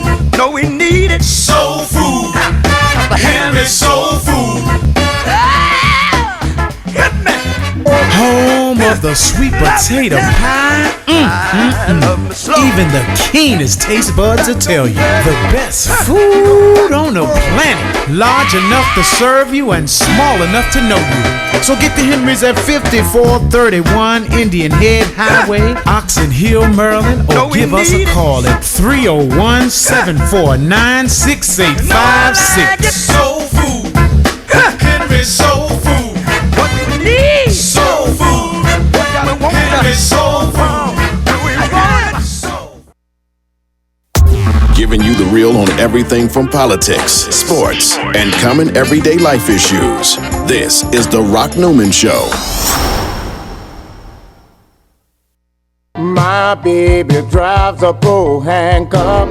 The weekend is here, and no matter what the weather's like outside, you'll find the deals inside here in the beautiful showroom of the all-new Pohanka Hyundai in Capitol Heights during their giant Markdown Madness sale. Smart shoppers know that every new Hyundai in Pohanka comes with Hyundai Assurance and America's best 10-year, 100,000-mile powertrain warranty. But why don't you tell them about the Markdown sale, Joe? I'll be happy to, Kim. Folks, shop around on the web, and you'll see lease payments on a new 2013 Elantra GLS at $179 a month. Today at Pohanka Hyundai, $99 a month. That's right, a $99 payment on a brand new Elantra. And $89 a month on a new 2013 Accent GLS Automatic. How do they do it, Joe? It must be the volume, Kim. A brand new building, hundreds of new Hyundais, and Pohanka's low payment and easy credit programs are designed to get everybody driving. But you have to get here today. Rush to the giant Markdown Madness sale at exit 13 off the Capitol Beltway. Pohanka Hyundai, king of the Beltway.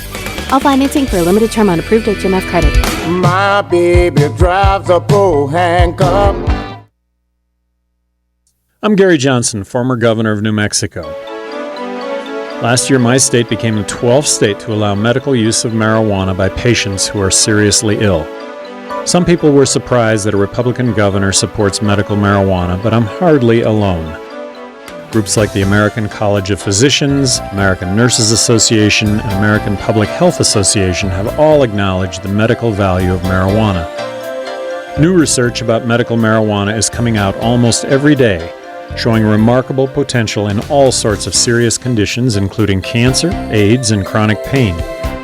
But some in government still want to put politics and ideology ahead of public health. To learn more about medical marijuana and what you can do to help, contact the Marijuana Policy Project at 1-877-JOIN-MPP or visit them on the web at mpp.org. Thanks. Friends, David Schuster here, and all of us at We Act Radio are so proud of our neighbors here in Southeast D.C., especially one of our partners, the Ark. The Ark is at 1901 Mississippi Avenue Southeast. It's the home to some of Washington's best, including the Washington Ballet, the Levine School of Music, Boys and Girls Club, and the Children's Health Project. All provide a number of programs and services within the very same facility. The Ark is also home to the Ark Theater, the only theater east of the river, which hosts a variety of dance, music, and theatrical shows each year. Almost everything you could want is at the Ark, so stop by and see them. The Ark, 1901 Mississippi Avenue in Southeast. For more information, visit the Ark's website, www.thearkdc.org, or call 202-889-5901. The Ark, part of Southeast D.C.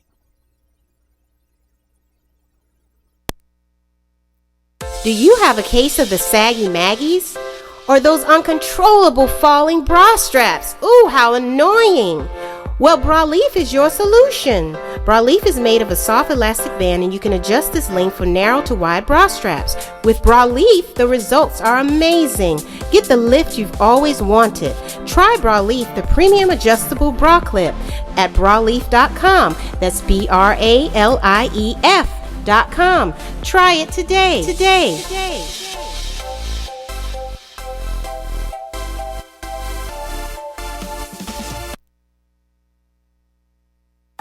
Real talk, real issues, real life. I got a new sheriff in town. We now return to the Rock Newman Show.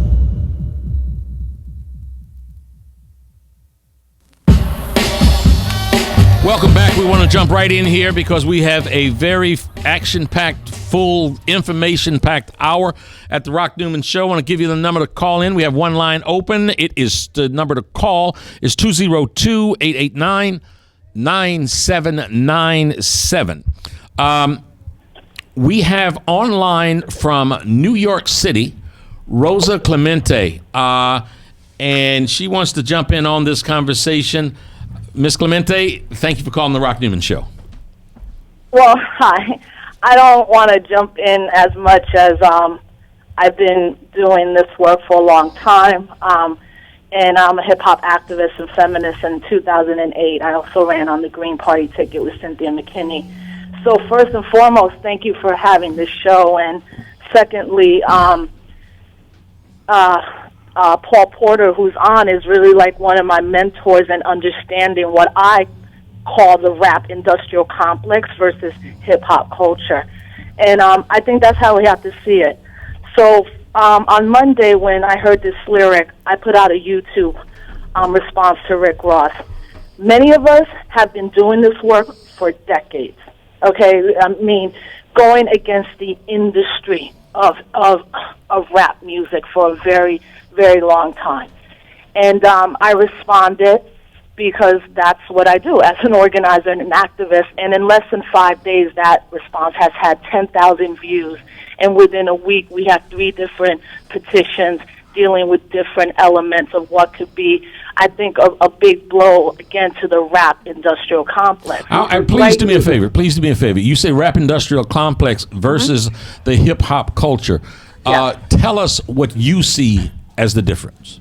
Well, to me, hip-hop culture comes out of where I was born in 1972, the South Bronx, young black and Latino young people who have been devastated by an economic crisis, whose schools were closing down, right? Like some of the same issues we're facing 40 years later. So for me, hip-hop culture is comprised of 5 elements. The MC, which is the rapper, well, the MC, the crowd motivator, but that the industry has coined the rapper, the recorded artist who performs for anything or any money, you know, the B-boy, B-girl, the DJ, graffiti culture, and the 5th element, which a lot of us also reside in, knowledge, culture, and politics, given to us by Zulu Nation and Africa Bambaataa. That's hip-hop culture. So when I'm talking about the rap industrial complex, I'm talking about what Paul Porter and folks like Davey D have been talking about for 20 years. The industry and the system that pays particularly young black and brown men to say the nastiest, most denigrating things about who we are as a people, because in capitalism, the denigration of our humanity is what's selling. But why this Rick Ross thing has touched a nerve is because he is advocating date rape.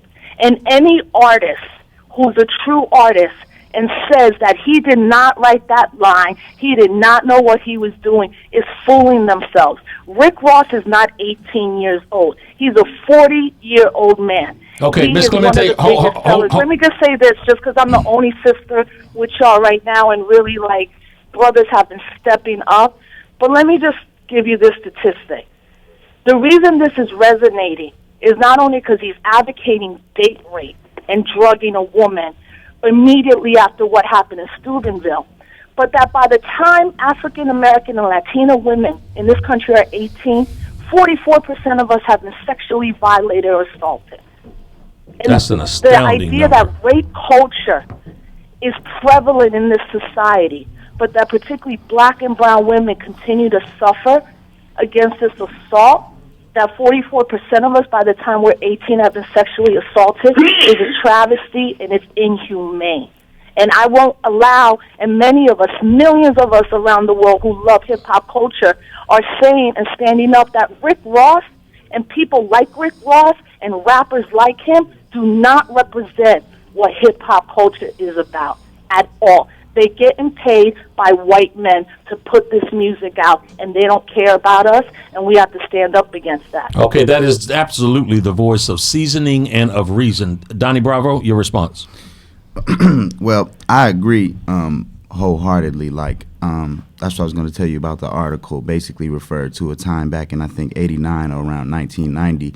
And if anybody recalls, before that period, hip-hop didn't really have a lot of that element. I'm a student of the culture. When you say that element, are you that speaking element of gangster everything, including violence, the drugs, the denigration of the women, a lot of the misogynistic stuff was actually a planned influence. There was a meeting where they had a lot of the influential people in the industry, and there were actually also prison investors, people who invested in private prisons who had linked up with the heads of these labels and some of the more influential people at these labels. And they came up with the plan to basically shift the focus of the industry based on numbers that they saw, where it was numbers increasing of black men being arrested, black men being incarcerated, involved with drugs and crimes and what have you. So they saw the numbers going up, and they said, okay, this is what we'll do. We're going to consciously make this the direction. Let me ask Paul Porter.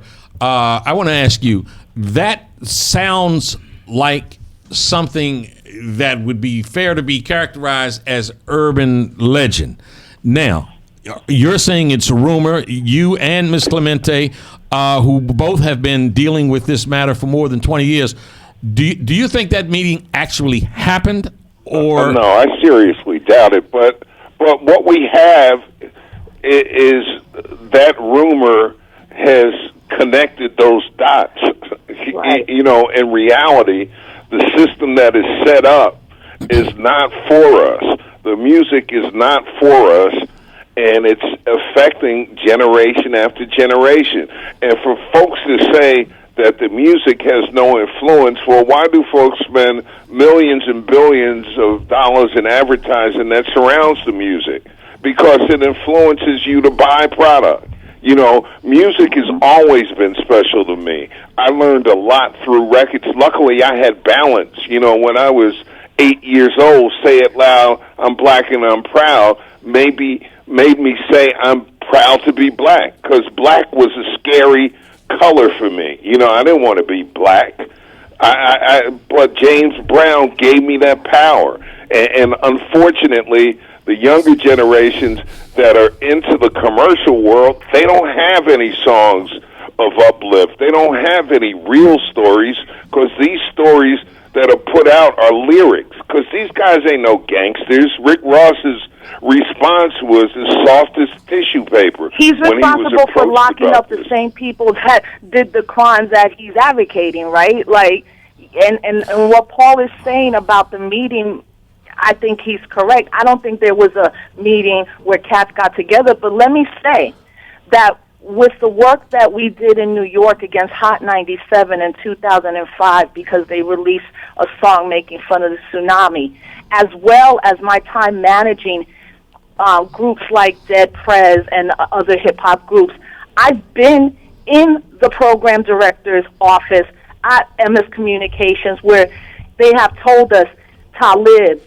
Dead Prez, Tony Blackman, all these other artists that are out there that never get played, we're not going to put them on air because that's not what people want to hear. Well, people don't want to hear it because you don't put it on air. You don't put them in rotation. Exactly. And secondly, I'm sorry. While you're thinking, while you're collecting your thought, I want to interject this. It seems to me, Donnie, the meeting that you're talking about, that people talked about taking place, whether that meeting took place or not, this reminds me of the Willie Lynch letter. Yeah. And we all, I think, know about the Willie Lynch letter. In the event, I don't know whether the Willie Lynch letter was actually penned by Willie Lynch or not. But it was. But the impact and the effect, exactly, and the instructions of the Willie Lynch letter, which talked about dividing the slaves by skin color, dividing the slaves by education level, but from separating the house slave from the field slave, and the impact that would have on generations for hundreds of years to come.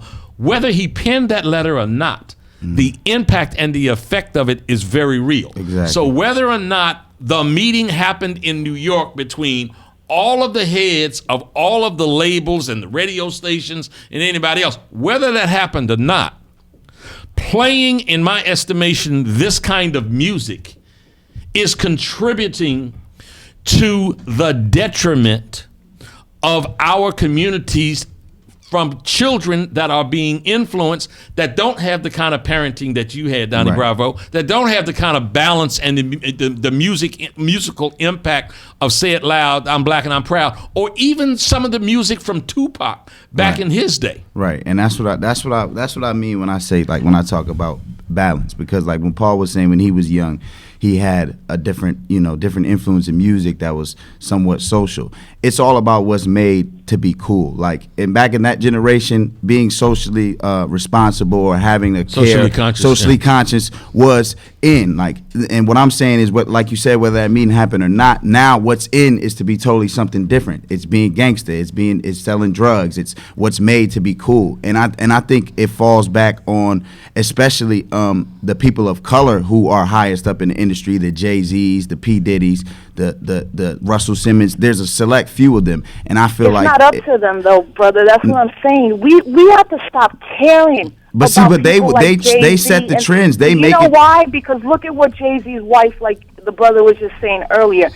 So here's Beyonce. So she can't make a song with any curse word in it? You're Beyonce. You don't have to do that. You're making. But she wants to do it though. Nobody's telling you, Beyonce, this amazing artist, Jay-Z, Puff Daddy, this is what you have to rhyme about. Let me just say, there's a story Billboard just posted that's saying that now Kanye West and Kendrick Lamar are about to get on this record with Rick Ross. And here we go again, right? So here we have top-notch artists who break every barrier, who are making a choice to get on a record that is advocating the rape of women. So to me, it's about artists like you, brother. What choice the choices that you're obviously going to make are going to be different. Right, but we see, have I'm to an stop artist. thinking that I'm not rap Lil Wayne, and though. hip-hop culture is about making money or blowing up. We have millions of artists in this country. You got one right in D.C., 20 years, Head Rock, mad artists from the DMV area that will never get on the radio. And what we need to instill in people in the culture is F the radio.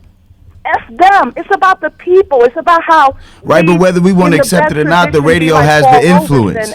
They have the ears and the listeners. Rosa, you can't say F the radio. I want to go back. I mean mainstream radio, not Rosa? the radio that we're on now. The radio we're on now is the radio we need. I don't care about MS or Clear Channel. These are white people making money. But they have Rosa, I'm going to ask you to pause for a moment. Rosa, I'm going to ask you to pause for a moment. Let's go back for a minute. Let's go back for a minute. You were making the point that Beyonce has a right to say "bow down, bitches." Yes, if that's what she wants to do, I don't manage. And we have a right to hold her accountable for that. But when you say hold her accountable, the only thing you can do is not listen. Okay, now hold on. Paul Billings. Yeah. Rosa said hold her accountable. Donnie said the only thing we can do is not listen. And is it your position that a radio station owner with a social consciousness, that is your obligation to the community that you serve to actually not play the music? Yeah, we that's our obligation, to screen and decide what we think is appropriate for our audience based on our mission. We're a mission-driven radio station, so we're different from the corporate radio stations. We tie a mentorship program. We actually have a record label for the youth that talks about knowledge of self and self-determination. So the music that we program, and we program hip-hop, but it will not be music that is detrimental into the deterioration of our community. How do you respond? How do you respond that you're a first-rate censor? That you're practicing censorship that is denying artists the free right to expression? The artists have the right to produce music, and we have a right and authority to play what we feel is appropriate. So we're not censoring their music. We just playing to what we feel is good for our audience based on our mission. And so we both have those rights, and they have the right to make their music, but we also have a recourse to protest what the activists are doing. As a program director, I have a right to decide which song I'm gonna put on. Otherwise, I could have 1,000 songs rotating. So we gotta decide what song we feel is appropriate for our audience. Okay, and unfortunately, I have to make the decision to pause right now for a few of our messages. Man, this is hot, and I love it. We'll be back in just a moment on the Rock Newman Show at WEAC Radio, 1480 AM, and you can see us all around the world at www.rocknewmanshow.com.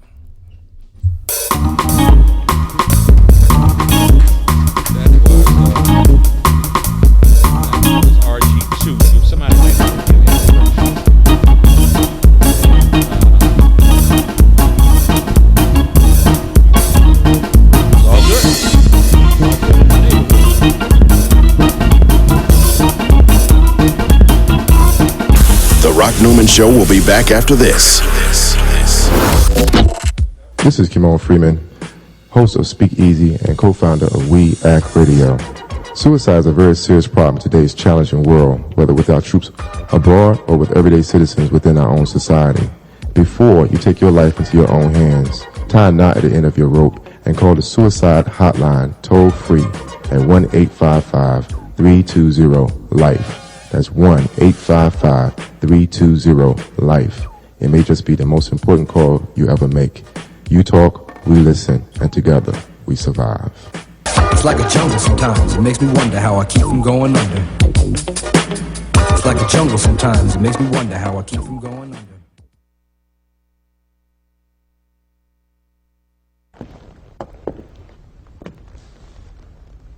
Let me tell you who to blame. Blame the boy lying at your feet, his body oozing life through the hole in his stomach where the bullet tore him apart. Blame him for challenging you, for not looking away and for not backing down when you pulled out the gun. Blame your mother for bringing you into this world when she was but a kid herself and for dragging you up, not bringing you up. Blame society for not giving you hope. Blame your father for not being there, the man who looked after himself instead of looking after you. Blame the gun in your hand for making you a target, for making you more likely to be picked on. Blame the dead boy, blame your mother, blame society, blame your father, blame the gun, blame anyone but yourself for not being strong enough to put down the gun, to break the cycle.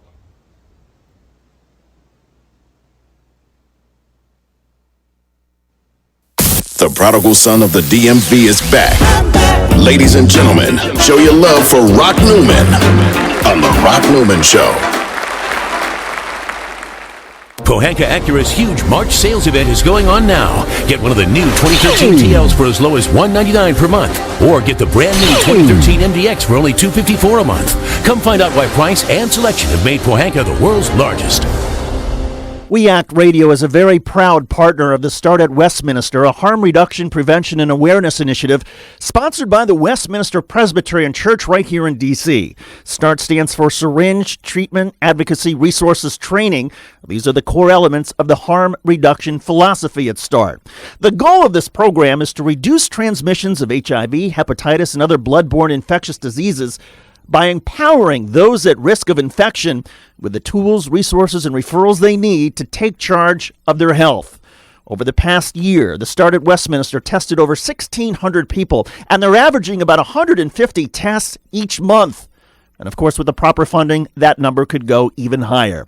For more information on this terrific program, go to www.startatwestminster.org or visit the Westminster Presbyterian Church, 400 I Street Southwest, right here in Washington, D.C. The conversation that some people just don't care to have. We now rejoin the discussion on The Rock Newman Show. Hi, this is Mia. So are we going to be able to hang out today? Because, well, I have a party to go to, so I was wondering if we could squeeze something in. I love you. Bye. Welcome back to the Rock Newman Show. We want to jump right back into this subject matter. It was getting hot and heavy. We do now have one line open. I know that you've been calling. Actually, we've been getting calls from Detroit, Hawaii. We even got a call from Norway. Thank you so much, those of you that are watching around the world on watching us via www.rocknewmanshow.com and listening on 1480. Paul Porter, I want to come back to you. What has been the impact and the effect of your petition? How many people have signed on, and what kind of response have you been getting?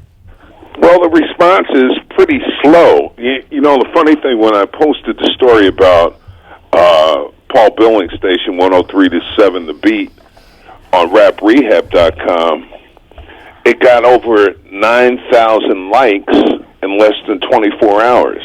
It busted down the server. So, folks, a lot of time, we're not into signing petitions because we think it's connected to child support or some other problem. But I think there's close to 1,500 signatures now, and we need more. So sign on, log on to the website, and sign the petition and read what the petition is about. Because we want to see. I'm really into putting the pressure and taking back that commercial radio space. And what does that mean? What does that mean, taking back that commercial radio space? Well, the artist that Rosa said should be on the air. Look, there's probably the most popular rapper, independent rapper who financially is selling records, going around the country doing tours, won a Grammy, is a guy named Lecrae, and they call it holy hip-hop, but all it is positive music in his rap. But he's labeled as a Christian, so he can't be on commercial radio stations in the U.S.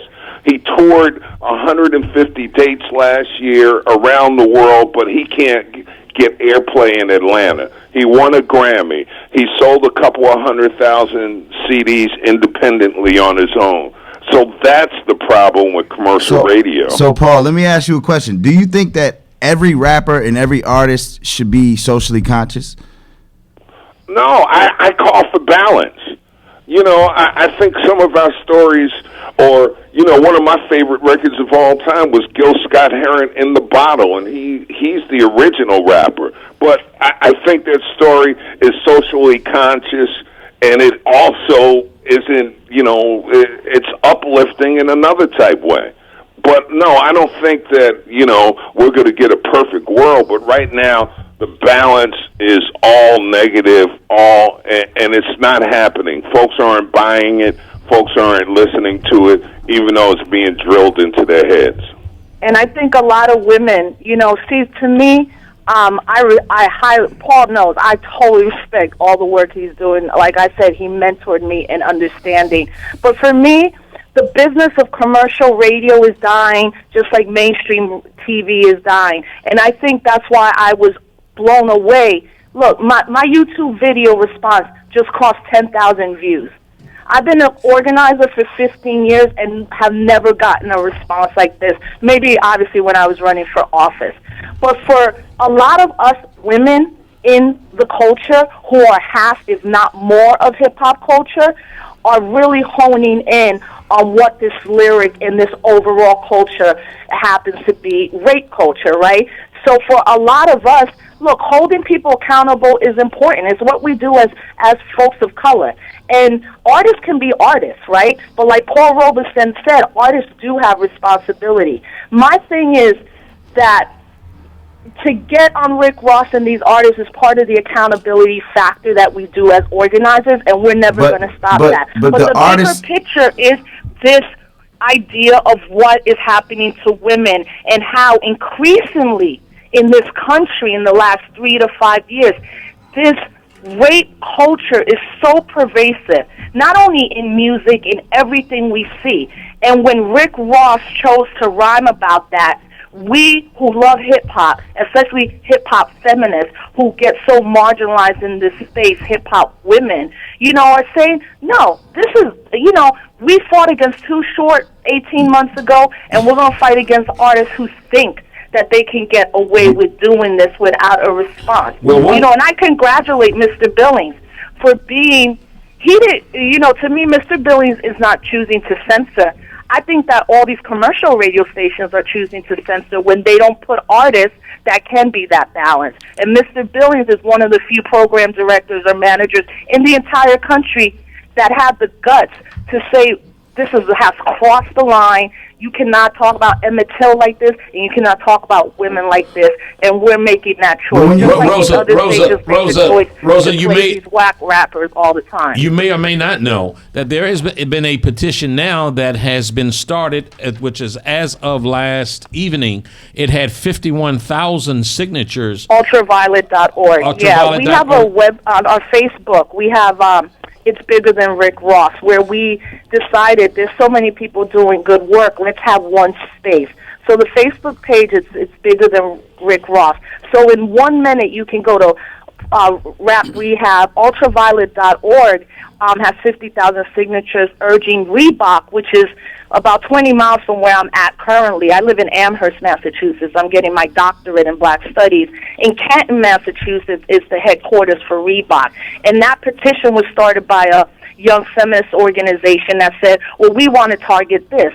So there's like 3 petitions going around. There's the YouTube piece. And now what we've been asking as, especially women in the game, right? And I'm passionate about this because I know there are hundreds of brothers, millions of brothers who have in their lives a woman that's been sexually assaulted, whether you know or not. But we've asked the men, particularly the rappers in this industry, who call themselves conscious, who say that they're revolutionary, that the men need to stand up against this as well. It cannot always be the work of the women to fight against this increasing violence, and misogyny. Yeah, I want to give Donnie a moment to make a point, and then Rosa, I want to come back to you on something. This reflects the larger point that I was talking about earlier, which is like we wait to jump on these rappers as opposed to this being an issue in the community that we attack before Rick Ross has this line. Like, him having this line shouldn't be the thing that creates so much controversy. Like, we've been doing this for 15 years. No, I know brother. you have, but I'm Okay, saying I'm talking about the artist. I'm talking about the artist. It's incorrect. Rosa, please let him make his point. I'm talking about the artist specifically. It could be Rick Ross. It could be whoever. But until we go to the higher ups, these radio stations, these labels, it doesn't matter who the artist is that they put in that place, because it'll be that person doing it for those millions of dollars. And on top of that, we give these rappers too much power. Like, I don't think Rick Ross has the power to make rape cool. Even if like, that is where. When you say we give him too much power, what do you mean? We give him too much power with this lyric. Like, I don't think Rick Ross, as popular and as influential on kids as he may be, has the power to make rape something that's okay in our society. I don't think he has. Well, you know what? I don't think he has it. Responses from 5 already over 500 high school students that are making a response to Rick Ross in this way. They're saying that his music has influenced them, and to rape somebody. Listen, these are kids. I'm not talking about us. I'm talking about 15, 14-year-old kids.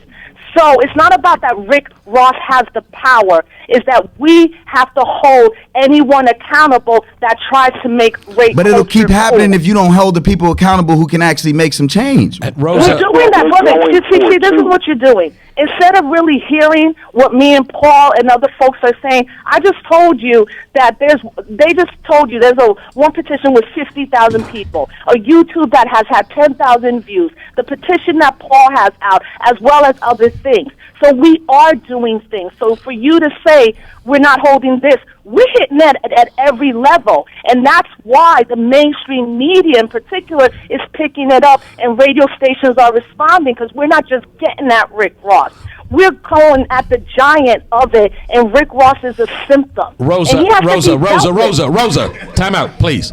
Because I have very important something that I'd like for you to share. No, I want to hear more from you, and I want to invite you back on as a guest, as Paul Porter, also Donnie. You all can come back, because this is a very, very interesting, and it's a subject matter that needs to be dealt with. We need to do whatever we can, those that are socially conscious, to help. I think we have an obligation, those of us that have a voice, to try to root out some of this filth that is having an impact on terribly negative behavior in our community. Rosa, what I want you to do, because you've used this term several times, and I'd like for you in layman's terms to explain it as best you could, because you know what? I'm concerned that it just flies past people. And you say an emerging, we are upon a rape culture. Please explain that. I mean, we've been in a rape culture. I think the statistics on rape in the United States of America are just overwhelming sometimes when I read these reports. And again, just imagine 44% of the women in your life, almost half, have been sexually assaulted or violated by the time they're 18. But what we've been seeing in the last decade in this country, first the media subjugation of women, the sexualizing of women. It's not just, pop artists or the female rap artist that has to sexualize herself, but everything is about how we can sexualize our girls, how we can get them to wear G-strings at 6 years old that they sell at Walmart, to the pants that they make for girls, just like all these things that make a young girl, by the time she's 8, potential to, violation, potential to rape culture is not just a physical act, but it's the words, it's the imagery, it's what's said, it's what's valued. And we're seeing a lot of these cases coming out of high schools, like the Steubenville case, right? And part of rape culture is that the victim is then victimized. And how did that happen in Steubenville? Well, one only have to watch CNN the day of the verdict, when CNN talks about how the lives of the young boys were ruined, and not talked about how the victim is ruined for life. So also, I think that because hip-hop culture has always been on the forefront of talking about societal issues, that when someone like a Rick Ross talks about date rape, that is pervasive of what rape culture is. So then it becomes a problem. That young boy, see, this is the thing, that it's not about how our girls are dressing. It's not about how women dress. We've heard of cases where there are 75-year-old grandmothers who are raped in this country, right? It's about not necessarily, of course we teach young girls, and you have to teach young girls how to protect themselves in certain environments, but it's also this, right? It's also that we need to teach young boys how not to rape. That we need to teach young boys and young girls, when you're at a party and you've seen something that you know is going to cross the line, that's going to be a potential assault, that if you don't intervene in that as a group, as a crew of your boys or your girls, you're implicit. See, you're part of that Rosa, line and what you've done. Rosa, so that's rape culture. Hey, Paul Porter. Let me ask you, as someone who has been so intricately involved, industry years, rap rehab, we need to wrap this up, unfortunately, because we are rapidly approaching the top of the hour. Where do we go from here? I believe it going at the head and not the toes. This whole conversation, we didn't mention Jimmy Iovine, we didn't mention Doug Morris, we didn't mention Jay Stevens up the street from you, who programs Radio 1 stations. We didn't mention Joey Mandia at Def Jam. Those are the people that have to have the heat and pressure. A couple of years ago, we did a study, the Rap on Rap. We had buses, Reverend Coates did Enough is Enough. 900 people were in front of Deborah Lee's $5 million home in Northwest. Well, guess what? Rap City got dropped. When you put the pressure at the neck, they react. And it takes big means and real pressure. A petition is one little thing, but we have to let them know by a show of force and raising our hands and our fists and locking arms together to make it happen. We can change this, but it's going to take going at the folks that keep greenlighting this stuff, coming into our community and raping us. It's physical rape and mental rape. These radio stations have endorsed Molly, the drug, on tens of songs and thousands of spins across the country, and the FCC won't say it. You got to stand up yourself. I agree. And be the change that we want to see. That wraps this hour. What a Thank quick, you so much hot, for having fast me. one it was. We'll be back in a moment on the Rock Newman Show.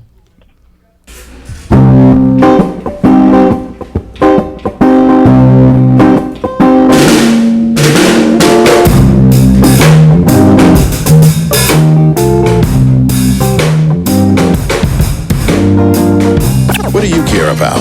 We'll find out when the discussion continues after this on The Rock Newman Show.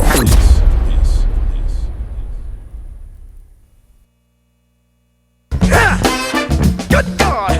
I got to ask you, what we need? Soul food. Henry Soul Food. No, we need it. Soul Food. Henry Soul Food. No, I like it. Soul Food. Henry Soul Food. No, we need it. Soul Food. Henry Soul Food. Hit me.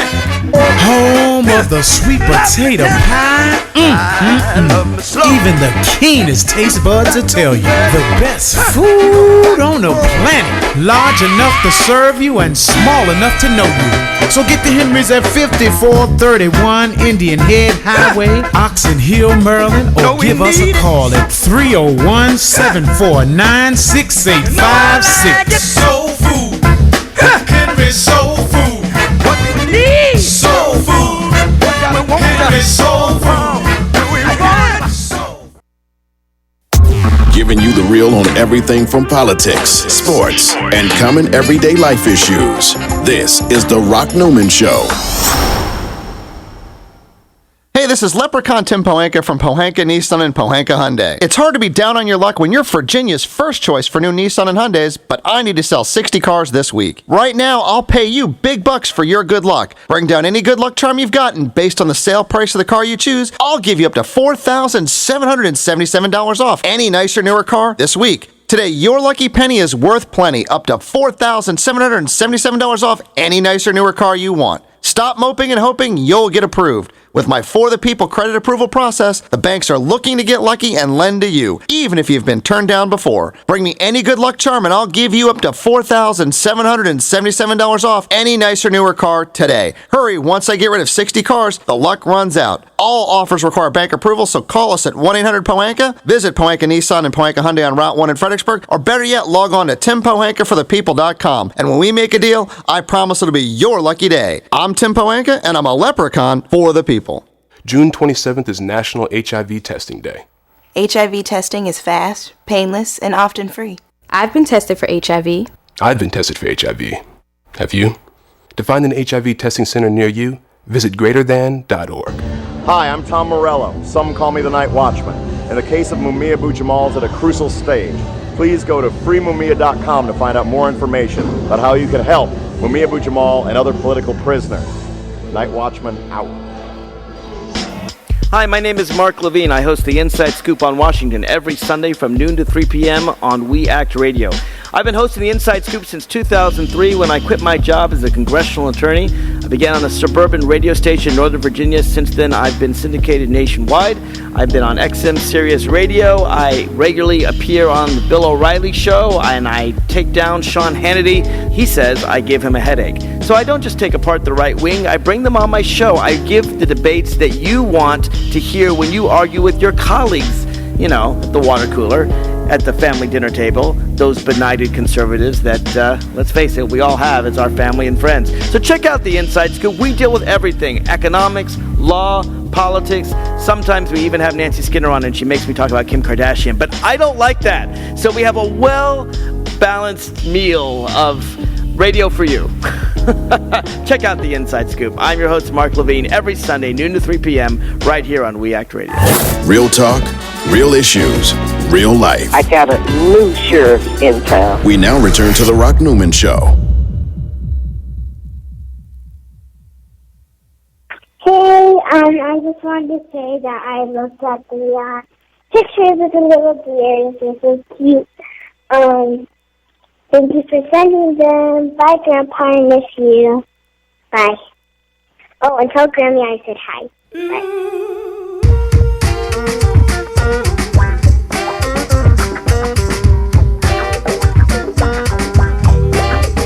Gotta get up. Get down. Get down. Gotta get up. Get on. Get down. Welcome back to the Rock Newman Show. Today, Saturday, March the 30th, 2013. I really want to thank all of my guests from the previous hour. Donnie Bravo, Paul Porter, Paul Billings, Rosa Clemente from New York. That was a very, very interesting and intriguing hour. And I'm very, very excited about this hour here.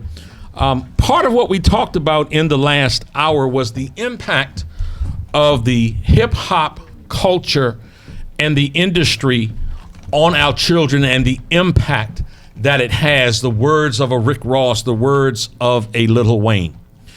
And I would suggest that the greatest safeguard against any sort of cultural influence, whether it is the movies, whether it is television, whether it is magazines, whether it might be video games, the single greatest safeguard against our children being influenced to do negative things is the parents.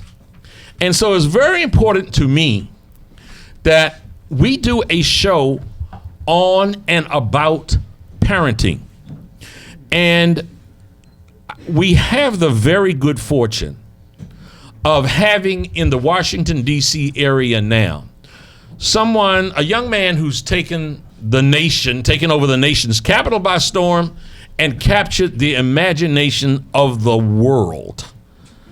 It is quite arguable that the most compelling, interesting, exciting, scintillating sports story of 2012 was the story of Robert Griffin III. It was nothing short of amazing and fantastic, the kind of magic that this young man practices on a football field and off the football field. Someone who is seen and observed as just one of our great citizens in the country. Well, how did he become that way? He became that way, and who was he most influenced by? And if you read anything about him, he is not hesitant at all about paying tribute to the incredible influence of his parents. His parents are here with us today in studio. I want to welcome Jackie and Robert Griffin to the Rock Newman Show. Thank you so much for joining us. Thank you for having us. Also with us is Dr. Sanjeev Sriram. Mm-hmm. Dr. Sriram is a Harvard Fellow, former chief resident at UCLA, at pediatrics at UCLA, and is currently working here in the Washington, D.C. area with children, with their parents, trying to make an impact, trying to keep it all together in this particular area. Let me, though, start by saying to Jackie and Robert Griffin, just to ask the question, how does it feel that this little kid that you put diapers on is now recognized as one of the most formidable athletes and personalities in the world? Can you just, how does that feel? Wow, that's huge. I would say we feel, blessed that, God gave us an opportunity to, to raise Robert, and our daughters, and He gave us the wisdom to basically deny ourselves once our children became, of this world. So, it's a lot to take into, and we're still trying to, find a happy medium there.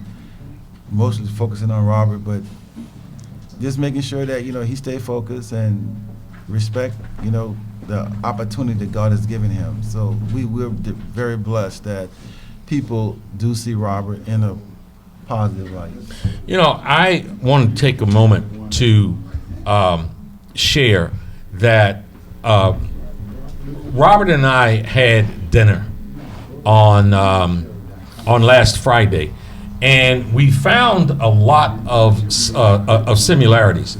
And in that conversation, there was what came out of that conversation was so much history that maybe many of you don't know.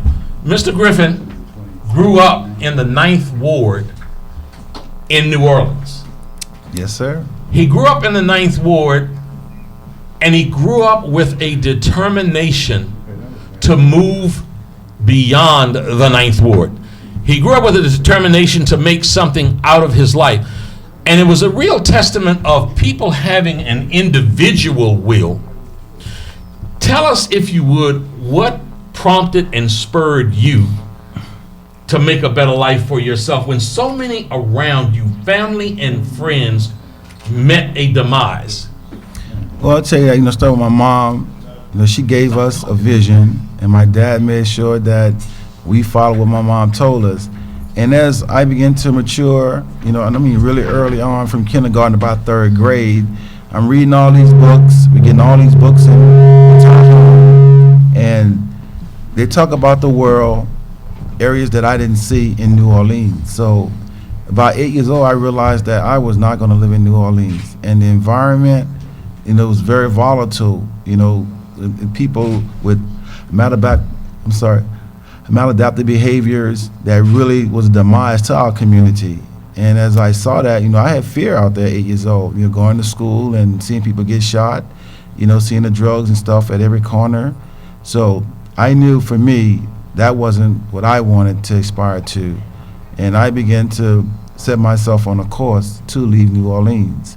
And all of New Orleans wasn't like that, but the area where I grew up in was like that. So that was important for me.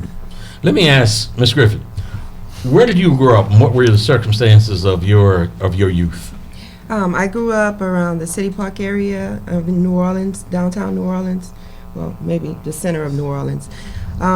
Graduated from St. Mary's Academy, and our backgrounds are a little bit different. I grew up in a nicer neighborhood, but my determination, as my husband's, was the same. I stayed in New Orleans after graduating, attended college, and worked. And as a result of it, my parents couldn't afford to send me to college, so I thought I would work and go to college because it was my dream to get a college degree. Over a course of, I say, 2 years of just constantly hitting my head up against the wall, I decided that I needed to do something more in order to get my degree. So I decided to go into the military. I went into the military with a determination to get a college degree and make a difference so that the next generation, because my husband and I both feel the next generation should do better than the last. So that was my determination, to go in there and make a name for myself and get a college degree. That was And didn't you all met? We're going to talk about that because I want to hear both of you all's story about that. I heard a little bit about his, but I want to hear both of these stories. Doctor, we'll be back with you just after the breaks here. We're going to take a short break. There seem to be a few technical difficulties that we need to get ironed out, so we'll pay the bills a little bit early while we get those difficulties ironed out and be back in just a moment on The Rock Newman Show.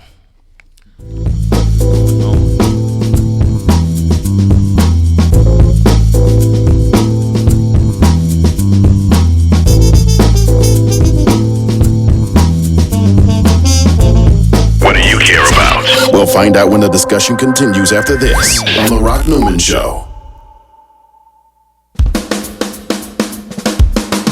You're listening to We Act Radio, WPWC 1480 AM.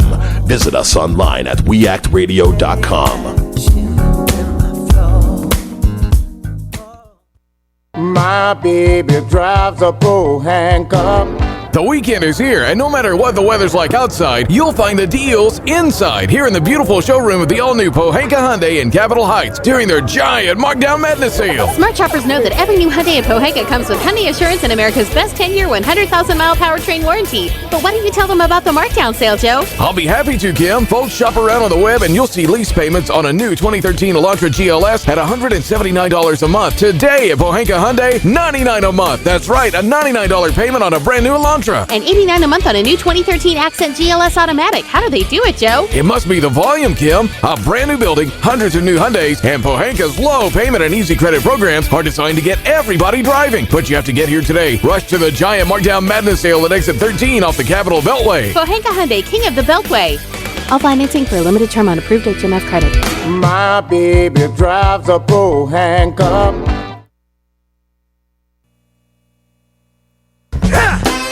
Good God, I got to ask you what we need. Soul food. Henry Soul Food. No, we need it. Soul Food. Henry Soul Food. No, I like it. Soul Food. Henry Soul Food. No, we need it. Soul Food. Henry Soul Food. Hit me. Home of the sweet potato pie. Even the keenest taste buds will tell you. Check.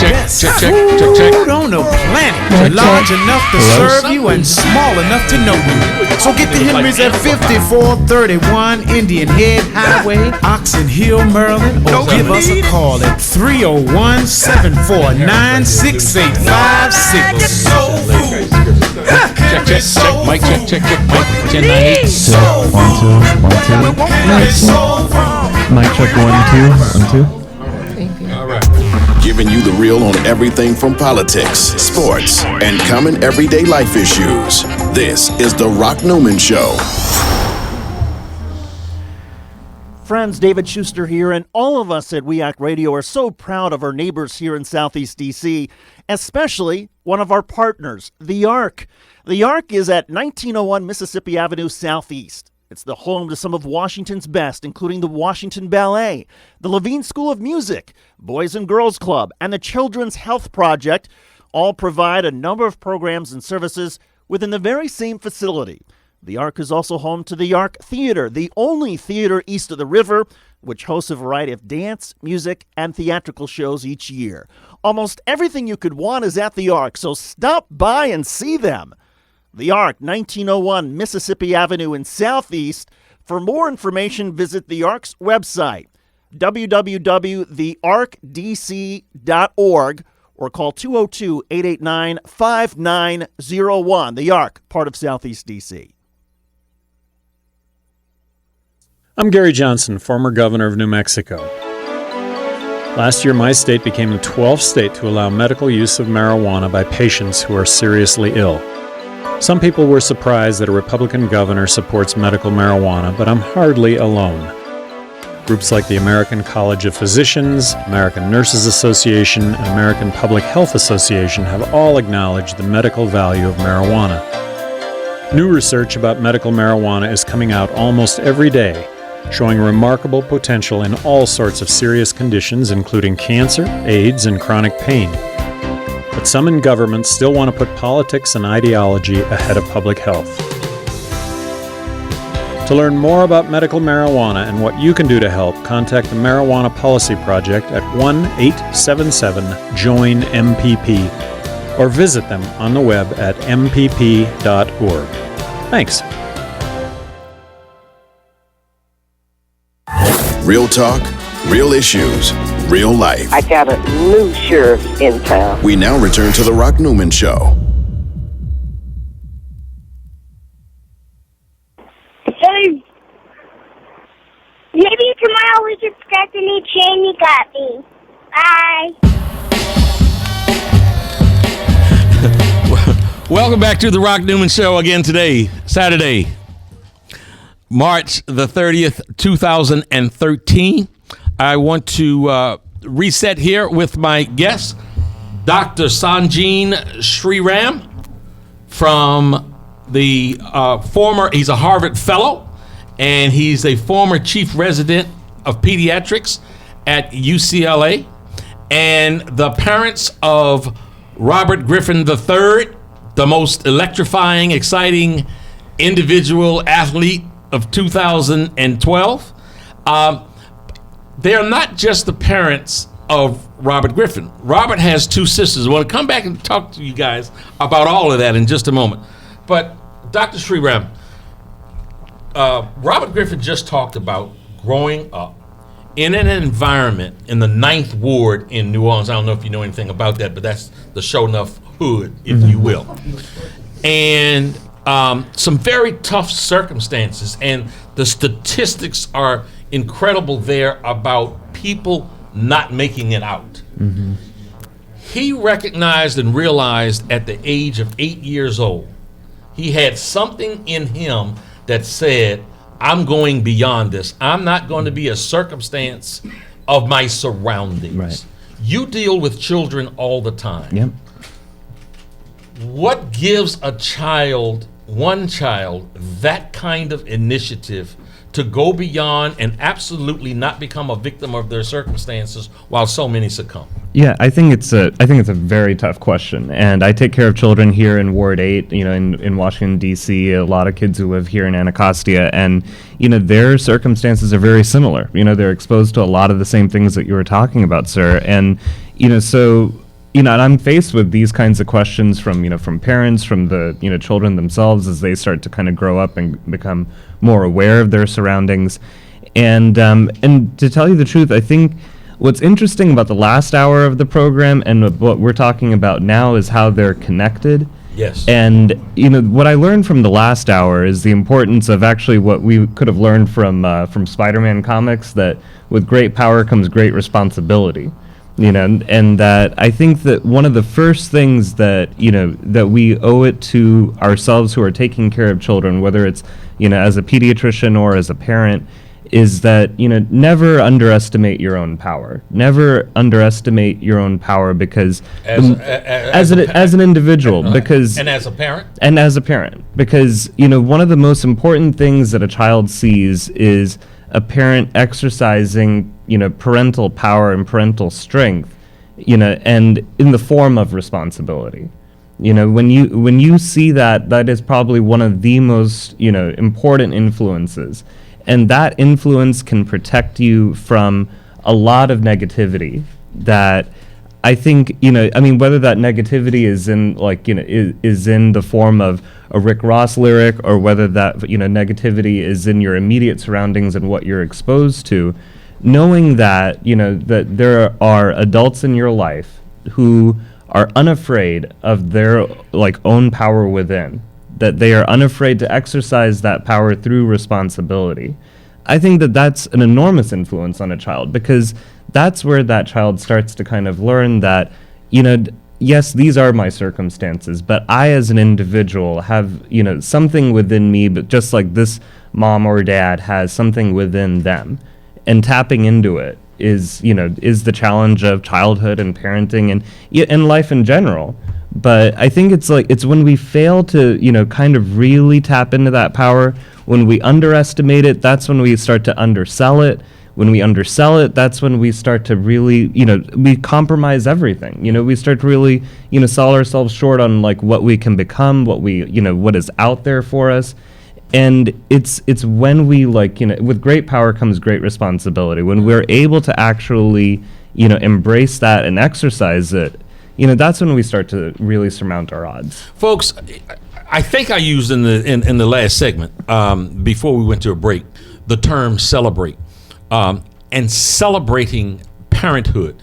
And, the more I looked around and thought about this particular show, I had no idea.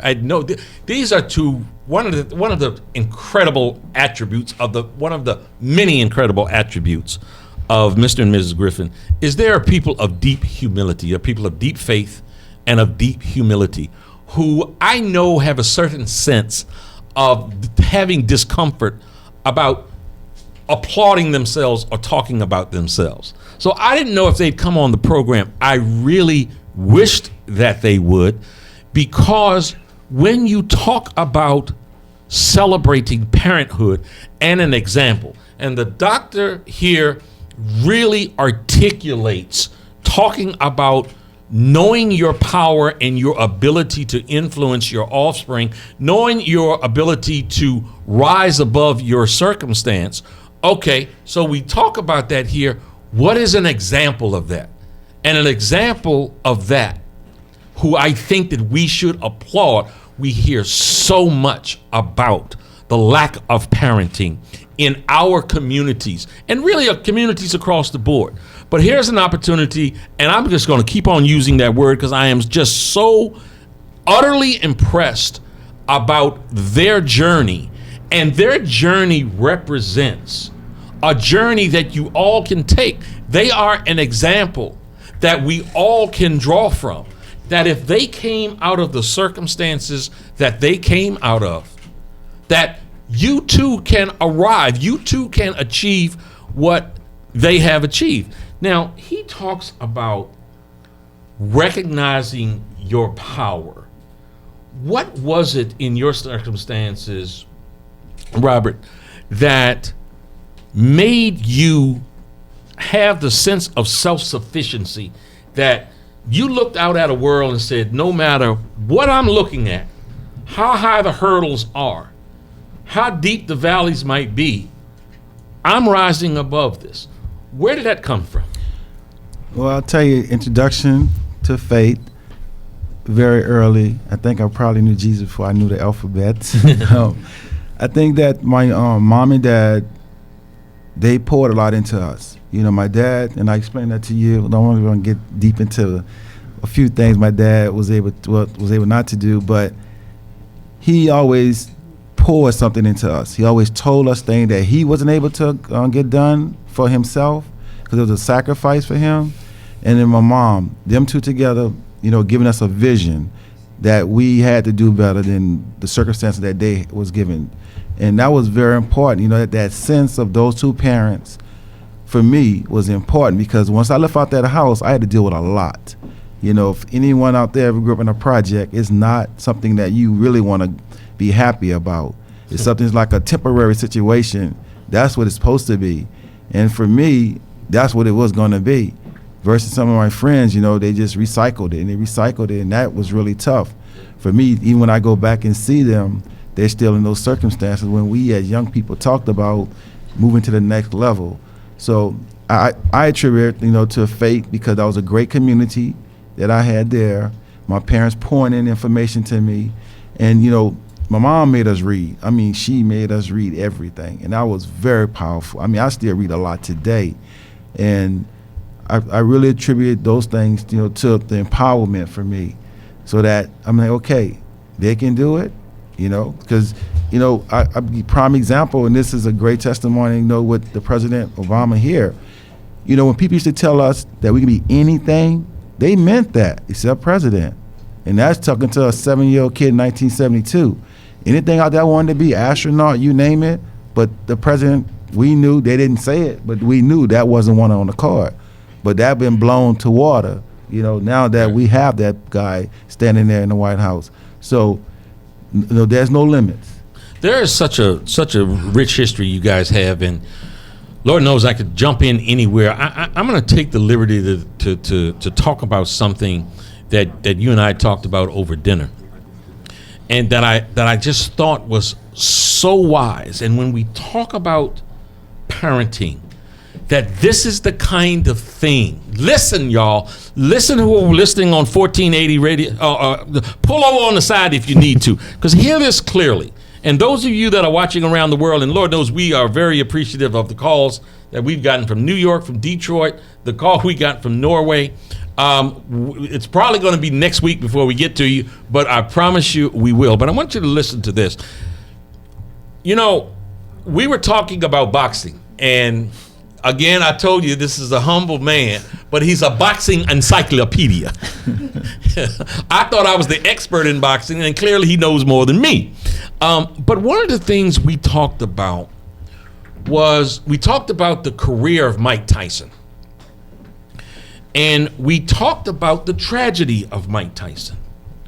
And the tragedy of Mike Tyson is best highlighted in his conviction for rape in Indiana. And I'd rather you explain what you said to your daughter than me try to explain it. But I want you to understand when I talk about an example of parenting, here it is. Well, once Mike Tyson was accused and then convicted of rape, I brought my two daughters in. They were very young. And I explained to them, because this was all over the television, that personal responsibility, we don't know what occurred in that particular room, what were the circumstances, but a young lady should never go to a man's, room, house at, 1 or 2 or 3 o'clock in the morning, because it's sending a message. And no means no, absolutely. But that we don't want to put them in that situation. And we made sure we really honed in on that, because whatever occurred, we don't know. He was convicted, and you see him, he really felt he didn't do anything. But we don't want to put our kids in that type of circumstance, I even went on to tell Rock that, when you have a person, the type of behavior that Mike Tyson was, displaying, and his reputation, especially for us as African Americans, we shouldn't bring people into an environment of a beauty pageant when we're promoting the beautiness of an African American woman. So I kind of think the organizers failed us as African Americans in that respect. And then this thing happens, and it's like, okay, Mike has a reputation, which he basically was convicted on, and this young lady, the amount whatever happened, is scarred. So there was so there was responsibility beyond just Mike Tyson. And you know what? Those things make sense, folks. And the idea of parenting although it's maybe one of the most difficult jobs in the world, when you give care and concern, and as you said, strength and direction, the best you can do is to give the best that you can give. Then it's a lot of individual choices that have to be made by those that you're giving it to. Now, let me ask you about your daughters. What was it, what sort of message and mission? I'll stay more with message. Having seen the world in the military, what was some of the main messages that you as their mom wanted to impart to them? Well, one of the main ones was to their foundation in Christ. I thought that was very, very important because it was very important for me. I wanted to let them understand that there was nothing that they couldn't do because of their faith in God. But then also I wanted to be an example. We're parents that believe, not those, the parents that say, do as I say do, but don't do as I do. Mm-hmm. So we felt that if I showed them an example of a woman, the best that I can, not perfect, but an example of a woman, then they will follow. So I was careful about everything that I did. We didn't go to parties. We didn't go out party. We didn't drink. Didn't allow alcohol in our homes. They never saw me come in or go out after 10 or 11 o'clock at night. So I just felt that showing them, not just saying it, but showing them an example of what a woman should do and say and act like was very important. And also the guidance. I wanted to make sure that they could come to me and talk to me about anything, but also know that their dad and I were a team. So anything that they disclosed to me, he would know about. Right. So they knew Could never play. No, we're not going to do that. We're not going to play one against each other. So if you can feel free to come to me, but know that as soon as we finish our conversation, I will let your father know what's going on, because we're a team. And over the years, the kids continued to come to me, and they knew that I was going to go to their dad and tell them what was going on, but they felt safer telling me and then letting me lay the bowl on dad, and then he could come in. So now I'm gonna tell a secret. So now I'm gonna tell a secret that was supposed to be a secret that ain't a secret no more. And that particular secret was, we had arranged for them to call in today, and it was supposed to be a secret. But one of them told him. And Papa didn't want no surprise. And he didn't want no secrets. It's not a secret that we've got to go to a break, and I can't wait to get back to talk to these wonderful people who are my guests here on The Rock Newman Show.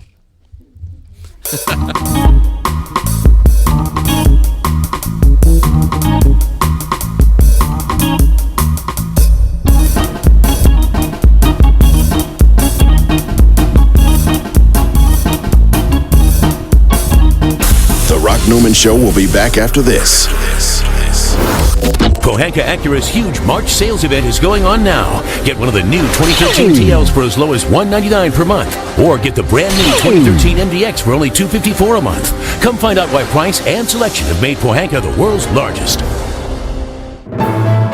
Take Action News with David Schuster, Saturdays from 12 to 3 on We Act Radio, 1480 AM and weactradio.com. Well, for me, it's always been, you report the facts. You report like hell, let the chips fall where they may. And the truth ultimately is what's going to sort of help our society and help all of us. I don't think progressives want a thumb on the scale on the facts. They just want the facts out there. You let the facts out, and progressives will tell you, we're going to win 70% of the time. You may quibble with the percentages or whatnot, but I think that's just sort of what progressives are looking for, and I think that's where this all sort of meshes with my interest as a journalist. And my interest as a journalist is report the facts. Here's what's going on. Here's what the facts say. Here's what history says. Here are the lessons we know we have learned. And let people draw their own conclusions. And I think what's so unfortunate right now in the world of broadcast media is I do think that a lot of conservative radio, certainly conservative television, they're not interested in facts. And that's ultimately where I think conservative media is going to have its downfalls, that Americans are hungry. They're just hungry for basic information, hungry for basic facts. You report like hell, you let the chips fall where they may. I think it's natural for all of us who care, who are passionate about politics, who feel like we have a sense about the difference between right and wrong. I think it's okay to let that be part of your coverage. It's important for all of us as broadcasters and journalists. In this day and age, we have to be authentic.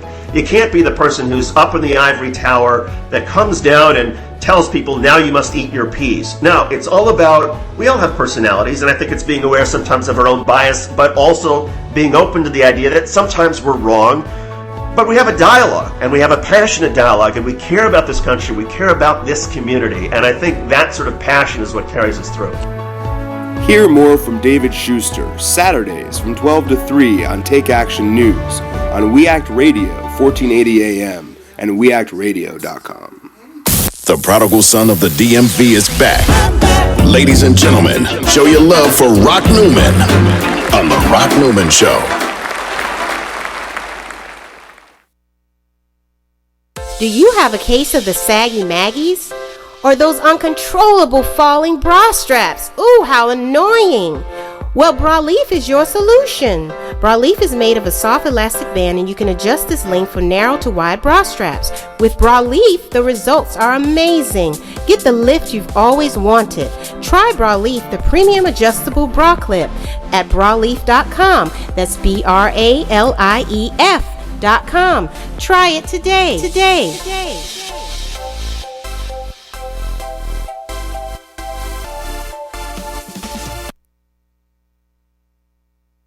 The conversation that some people just don't care to have. We now rejoin the discussion on The Rock Newman Show. Hi, Grandpa. I watched the music video. I loved it so much. Thank you for inspiring me for watching it. Bye. That video that she watched, I sent my granddaughter. Who is 9 years old. And the video that was done, what was that, 1980, in the 80s, We Are the World. And I sent her the song. I sent her the song and the lyrics that were attached to it. And it's talking about we are the world. We are the children, and we need to do better amongst ourselves. So that's the video that she was referring to. She's a big Michael Jackson fan. We Are the World, good doctor. Mm-hmm. Before we went to break, both Mr. and Mrs. Griffin talked about their obligation and sense of responsibility. Mm-hmm. Man, would the world be a better place if we had more Mr. and Mrs. Griffins. Mm-hmm. But what I really appreciated was the simplicity of it. Yes. That one of the best things that I've ever heard from the pediatricians who trained me in pediatrics was that for children long before they care what you think, they have to think that you care. And I mean the most powerful thing for them is to. Excuse me again. This is live radio, so this is the stuff we have to do on live radio. Okay. Everyone in the audience, please don't say anything. Thank you very much. Okay. But long before children care, what you think, they have to think that you care. I mean, and I think what Mrs. Griffith was describing was that your actions speak so much louder than your words. And when your words finally come along after hours and hours and days and weeks of just action where they see you living by the standard that you are speaking of. The example. That is huge. And this is where I feel like even the last hour of talk where we were, talking about the power of the radio and the power of the record companies but there's an amazingly powerful thing when a parent says to a child, this is what is acceptable and this is what is not acceptable in these boundaries called our home, in this land called our family, of which you are a citizen and so am I, but I'm kind of de facto leader right now of this land. And the idea that the simple power of telling your child no more juice, the simple power of no, we're not going to buy that sugary cereal, the simple power of no, we're not going to buy that lyric, but we will buy this song. Those are just huge influences. And as small as it may seem, those are the things that really do shape and impact a child so much more than Rick Ross ever could. You were talking about what you let your girls see, and the example that you felt as if you had to be. Lord knows I've heard too many parents say, don't do as I do, you do as I say. And I cringe when I hear that. I want to give, because we were talking about the girls, something that I saw just recently. One of Muhammad Ali's daughters, not Layla, who's the fighter, one of his other daughters, she came to the house one day, relatively grown, and according to Ali, she looked like a hooch mama. She was just dressed in a way that he was uncomfortable with, that he really had issues with. And he sat her down and he spoke to her and he said, and women who are out there listening, men who are out there listening, listen up. He said, whatever is precious, whatever is really special, always comes with a cover. The pearl, you gotta really work to get to the pearl. And if you know your value and you understand how precious you are, you don't go around parading yourself. Now, if there are any women libbers out there, which I consider myself a woman's libber anyhow, but there's something to that. There's something to that example of preserving yourself, of appearing in a way that is honorable. There was a Dave Chappelle that said, because I put on a police uniform, and you gonna think I'm a police. And if you dress like a hooch mama, I'm gonna think you're a hooch mama. There's something to all of that.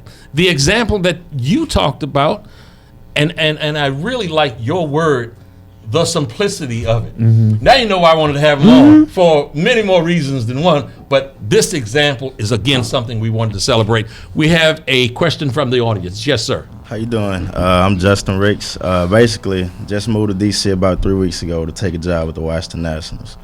Prior company here, I was working with the Memphis Grizzlies, and when I was working with the Grizzlies, I used to talk to Coach Hollins a lot about perseverance, and he had a lot of good answers, but I wanted to ask you because basically we come from the same area, the same situation, and a lot of young males. New Orleans? Well, I'm from Monroe, Louisiana, which is about 2.5 hours. Yeah, right.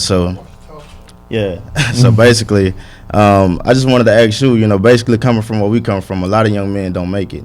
When you was faced with your obstacles early on in your life, like what did you do to help you persevere? Well, for me, again, it was family, and then we traveled a lot, with my mom and dad, to our families, that wasn't in New Orleans. And I had an uncle who recently passed about a week and a half ago. They kind of shaped me to who I wanted to be, because I had no family per se in the area, in the environment of the projects, but I saw this cycle. And when I say cycle, I mean fear was in there, because I was seeing people getting shot, and I was very young witnessing it, and that was, very traumatic for me. But for me, it was like, I had the right people. Every Sunday I was trying to be the first person at the church, because those people, and it was at the time, I was a Catholic at the time, they really embraced us. They was like the helpers of our community if you wanted that help. Takes a village to raise a child. Absolutely. So, and then, not just that, but my mom association, like my wife was saying, she only associated with people who was trying to better themselves. That was very, powerful for us. And, going through each thing and watching and hearing all the stories of people that's, dying and getting shot, not doing well, and just basically not having a vision.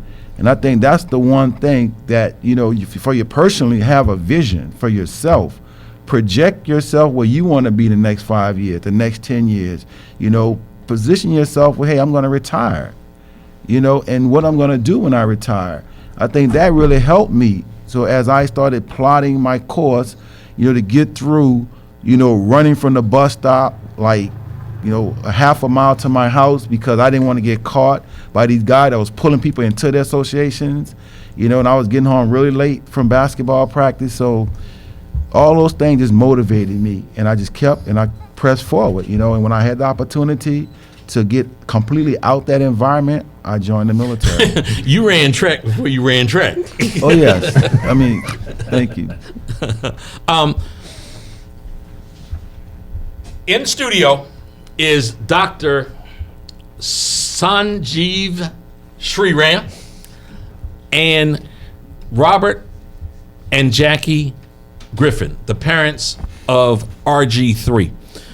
I'm not one of those that does a lot of research. I like to try to conduct these interviews as organically as I can.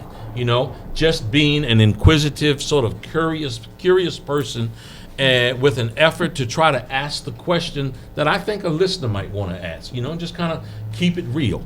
And I do whatever research I do, I just do it myself. I don't have other people going and looking at stuff. But in looking at a little bit, I read an article about your leaving to go to the Iraq War and how that was a moment that you tried to instill in Robert his responsibility as the man of the house.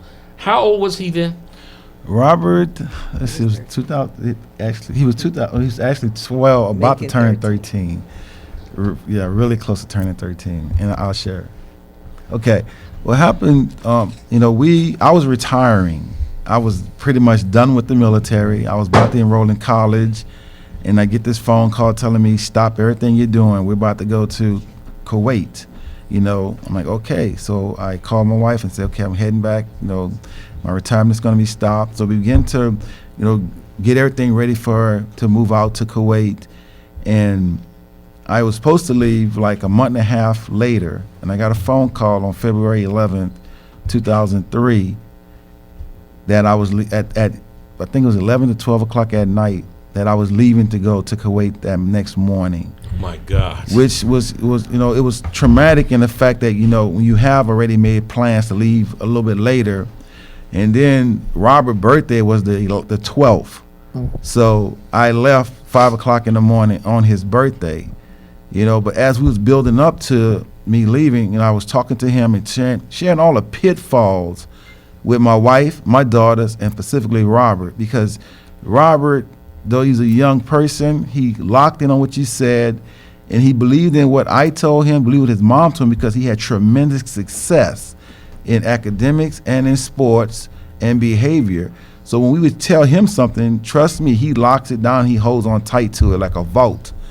So I was sharing with them all the things they were going to hear, through CNN and all the other different networks. I said, don't believe that. I made a plan with my wife regarding where I was going to be. And I kind of scripted it a little bit using the map of Louisiana. For example, if I was in Kuwait, I told her where I was going to be. That was my code to my wife when I did communicate with her. So she kind of understood where I was at. And I told them, if they find themselves watching that television, then turn it off. And Robert caught them many times watching that television. And he went in and said, Dad said click, and turned it off. And I was sharing with him, some of the responsibilities, because, when you're going to war, it's serious business. I would share with you, when they say war is hell, I can tell you they're absolutely right. So I was preparing them for that because, it wasn't just me going to Iraq, and I had to show a strong front because I was a leader, but I was leaving my wife, on the fact that I had made a promise to her once the army was over with, and the kids leave, we just me and her again. So, and that was a tough deal because I was going and I'm looking at her and I'm trying to hold it together myself. And, so I just continued to pour into Robert a bunch of things that I had gave him over the years. And I said, you have to do these things. And if you do these things, you're going to continue to have success, and our home is going to be, together. Because not only me going to Iraq or going overseas, to defend the country, but the mere fact I have to come back and reintegrate myself back to my family. And that wasn't easy either, Okay. So let me ask. I would like for you, Jack, if you don't mind, if you would pick up. So he had to leave in the morning on the day of Robert's birthday. 13. So he was gone. Now you were gone 6 months, 5 months, Yeah. 5 or 6 months. Yeah, 5 6 months. He had sort of taught, preached, tried to instill in Robert what to do and what not to do. How did the guy who is, has become everything to people in this region, how did he act as a 13-year-old during those 6 months? Tell us about that. Well, he held close everything that his father, all his instructions, as he always did. And he made sure that we complied because he enjoyed the fact that his dad told him that he was the man of the house while he was gone. Hallelujah. And so he not only maintained all our expectations, but he exceeded them.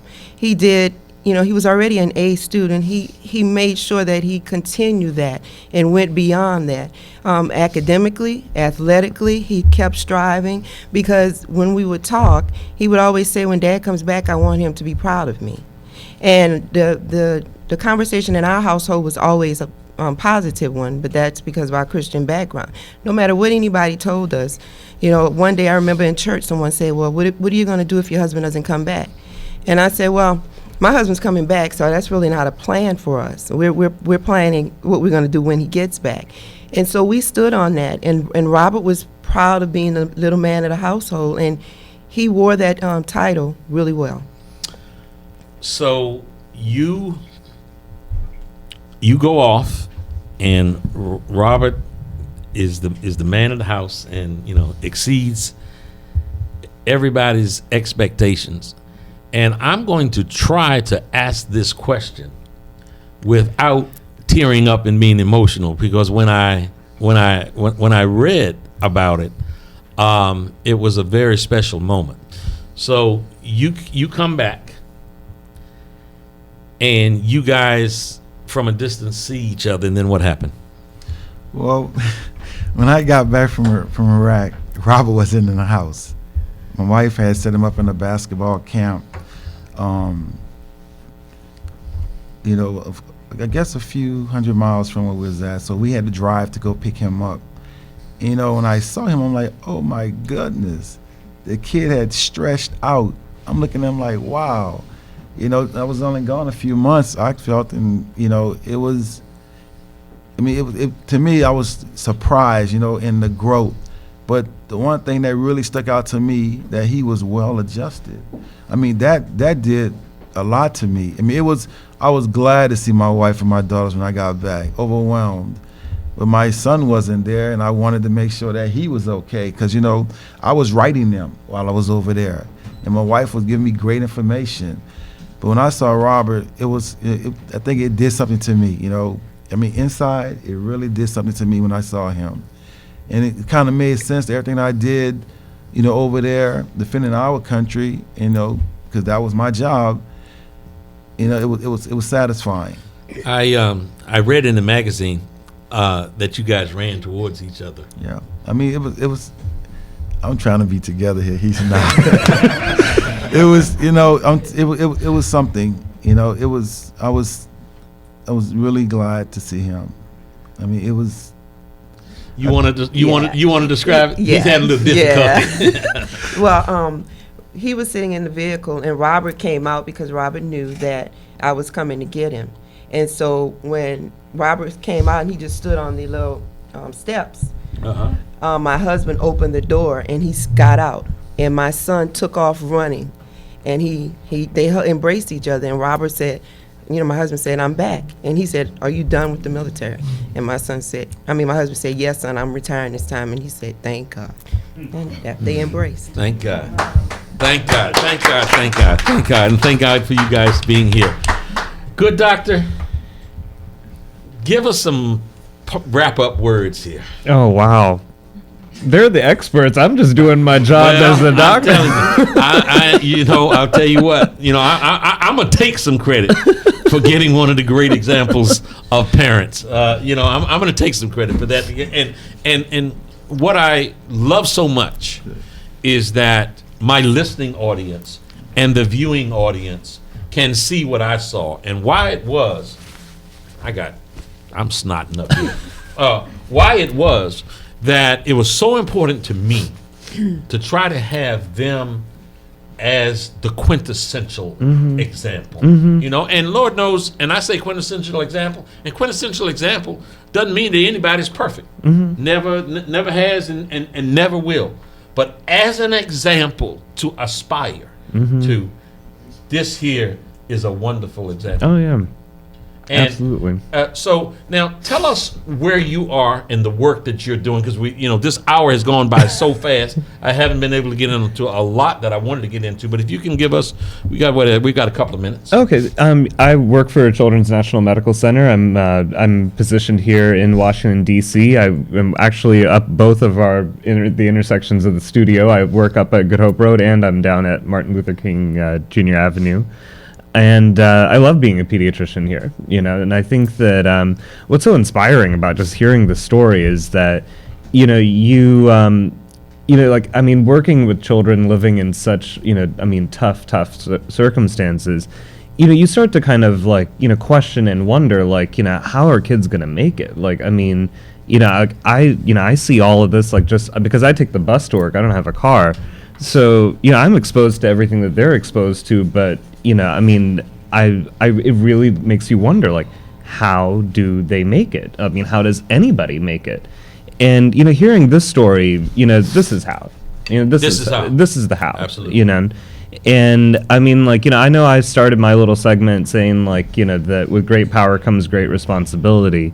And I think that, it's one of those things where it just speaks volumes to see people with, just tapping into that power, it might be small, it might not seem like much, but it's yours. Yeah. It is yours. And I think that that's the beautiful thing about the story is just that, you're looking at that everyday power doing extraordinary things. And, I think we owe it to each of ourselves not to underestimate it. Well, I'll tell you something. It is certainly not something that, I underestimate. And as someone, I consider myself, I grew up in this area. I consider myself a son of the soil of the DMV, and I recognize and pay tribute to and honor you guys for coming here, for your son playing here and inspiring a region, and for the inspiration that today you have given to my listening audience and to my viewing audience,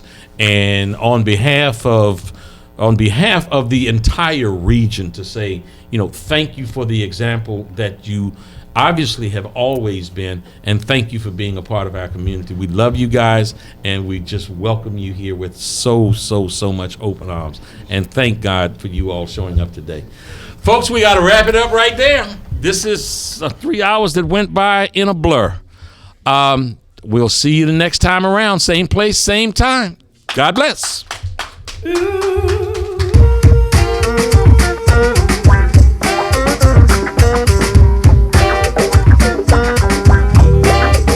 Gotta get up. Get down.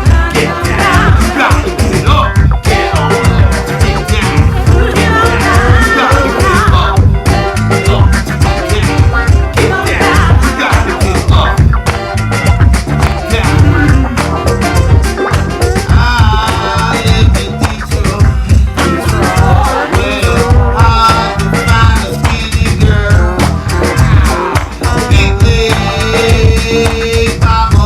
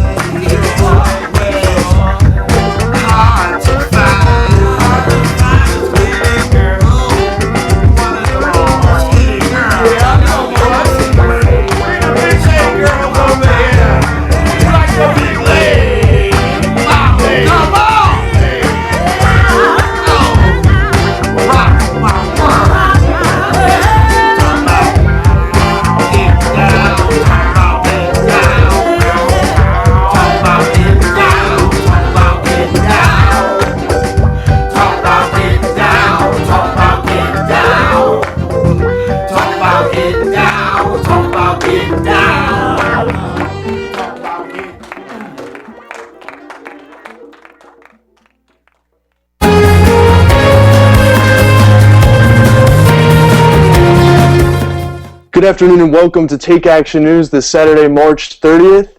That's Take Action News with David Schuster, of course, but David Schuster is currently on assignment. Not to worry, he'll be back in just a couple weeks.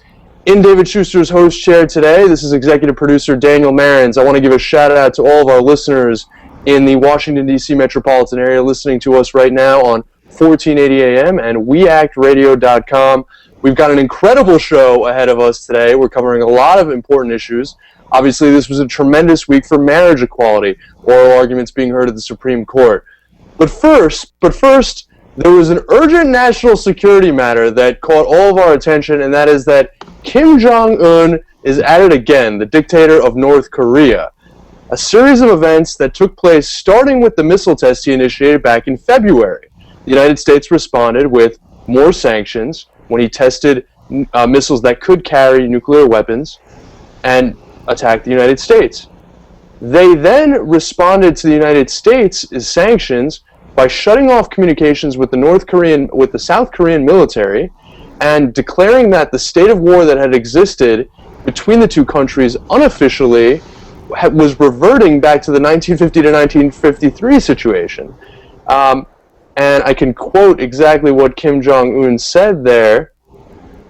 He said, "Not words, but only arms will work on the United States and the South Korean puppet forces."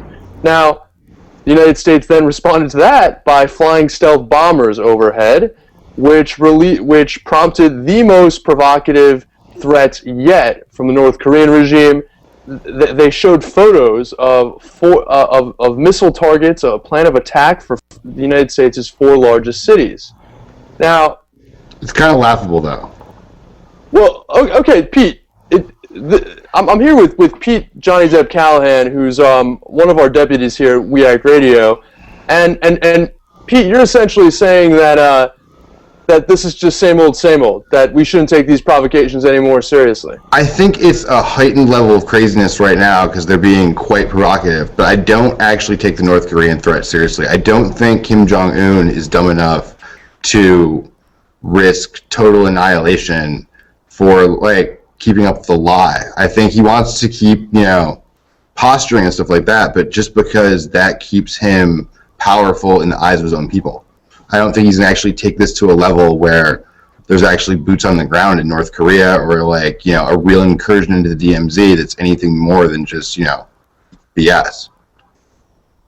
Well, I mean, Pete, some people are just concerned that Kim Jong-un does not have the same caution that was exercised by his father, and he maybe doesn't understand that this is all a charade. He may very well think that he's a rival power to the United States. They do call it the Hermit Kingdom for a reason. I mean, they're actually literally isolated, and they don't see how they are actually perceiving the outside world. But here's the interesting thing, and here I want to get your opinion on this, Pete, which is that there may be another culprit here.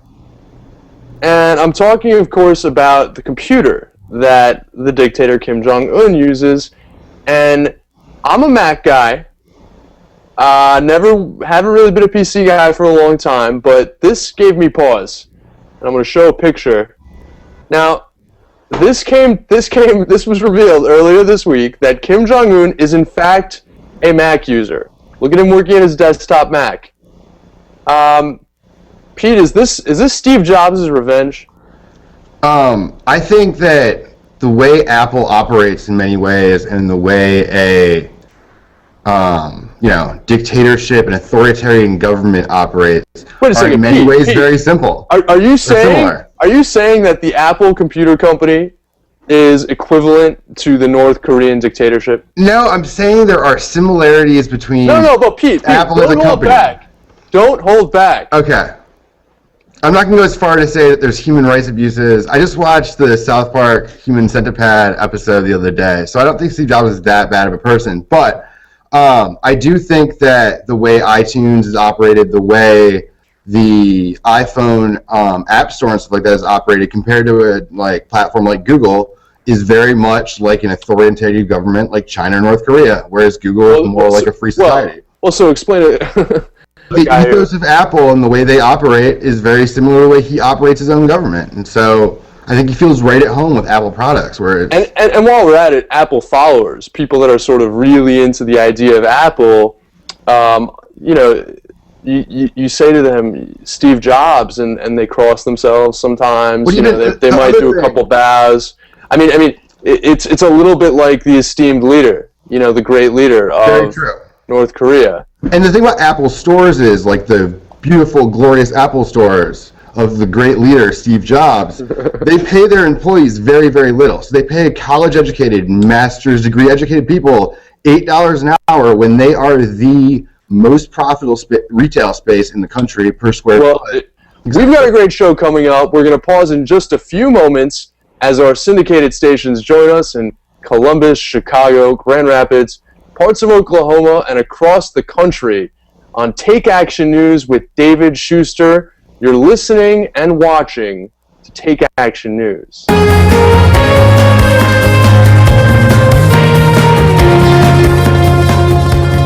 American citizens everywhere are demanding and supporting speedy and complete action.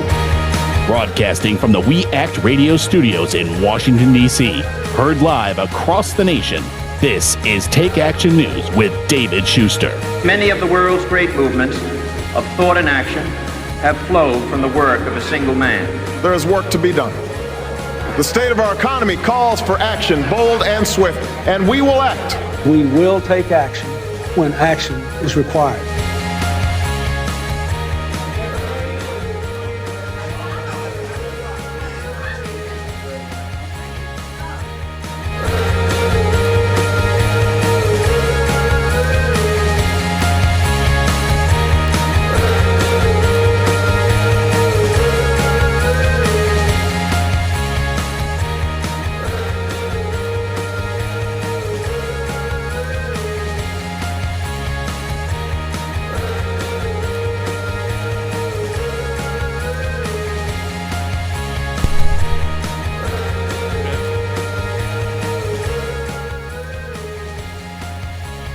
Good afternoon, everyone, and welcome to Take Action News with David Schuster.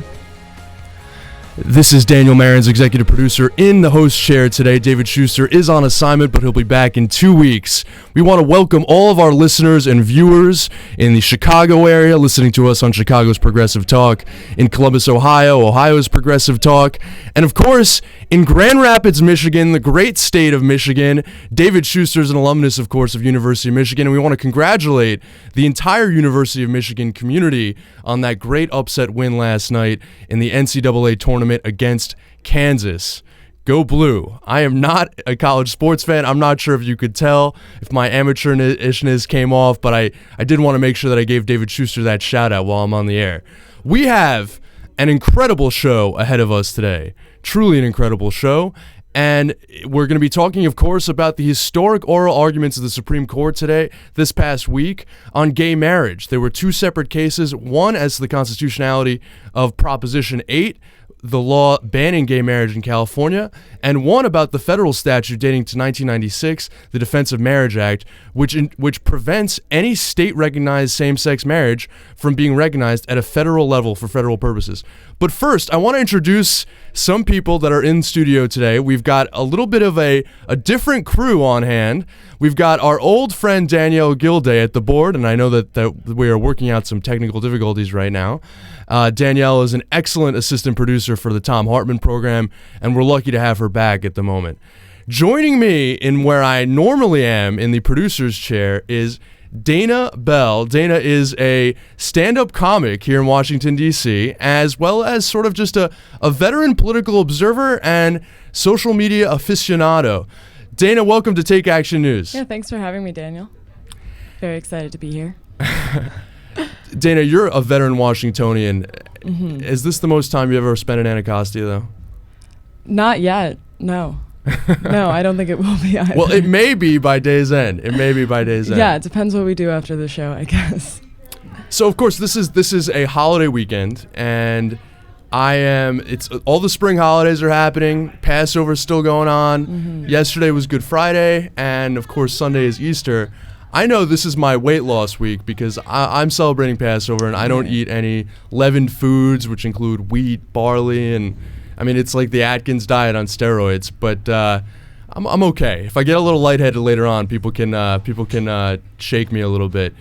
But you know, there is nothing more fitting in this season of spring holidays, and there are common themes to these spring holidays. Passover is the Feast of Freedom, and Easter is a holiday that celebrates the resurrection of Jesus Christ. So they're all about redemption. They're about renewal. They're about the flowers and the plants coming into bloom once again in the springtime. And that's why I thought it was so fitting that this week we were discussing in our nation and in the Supreme Court one of the fundamental issues of freedom in this country, and of course that is the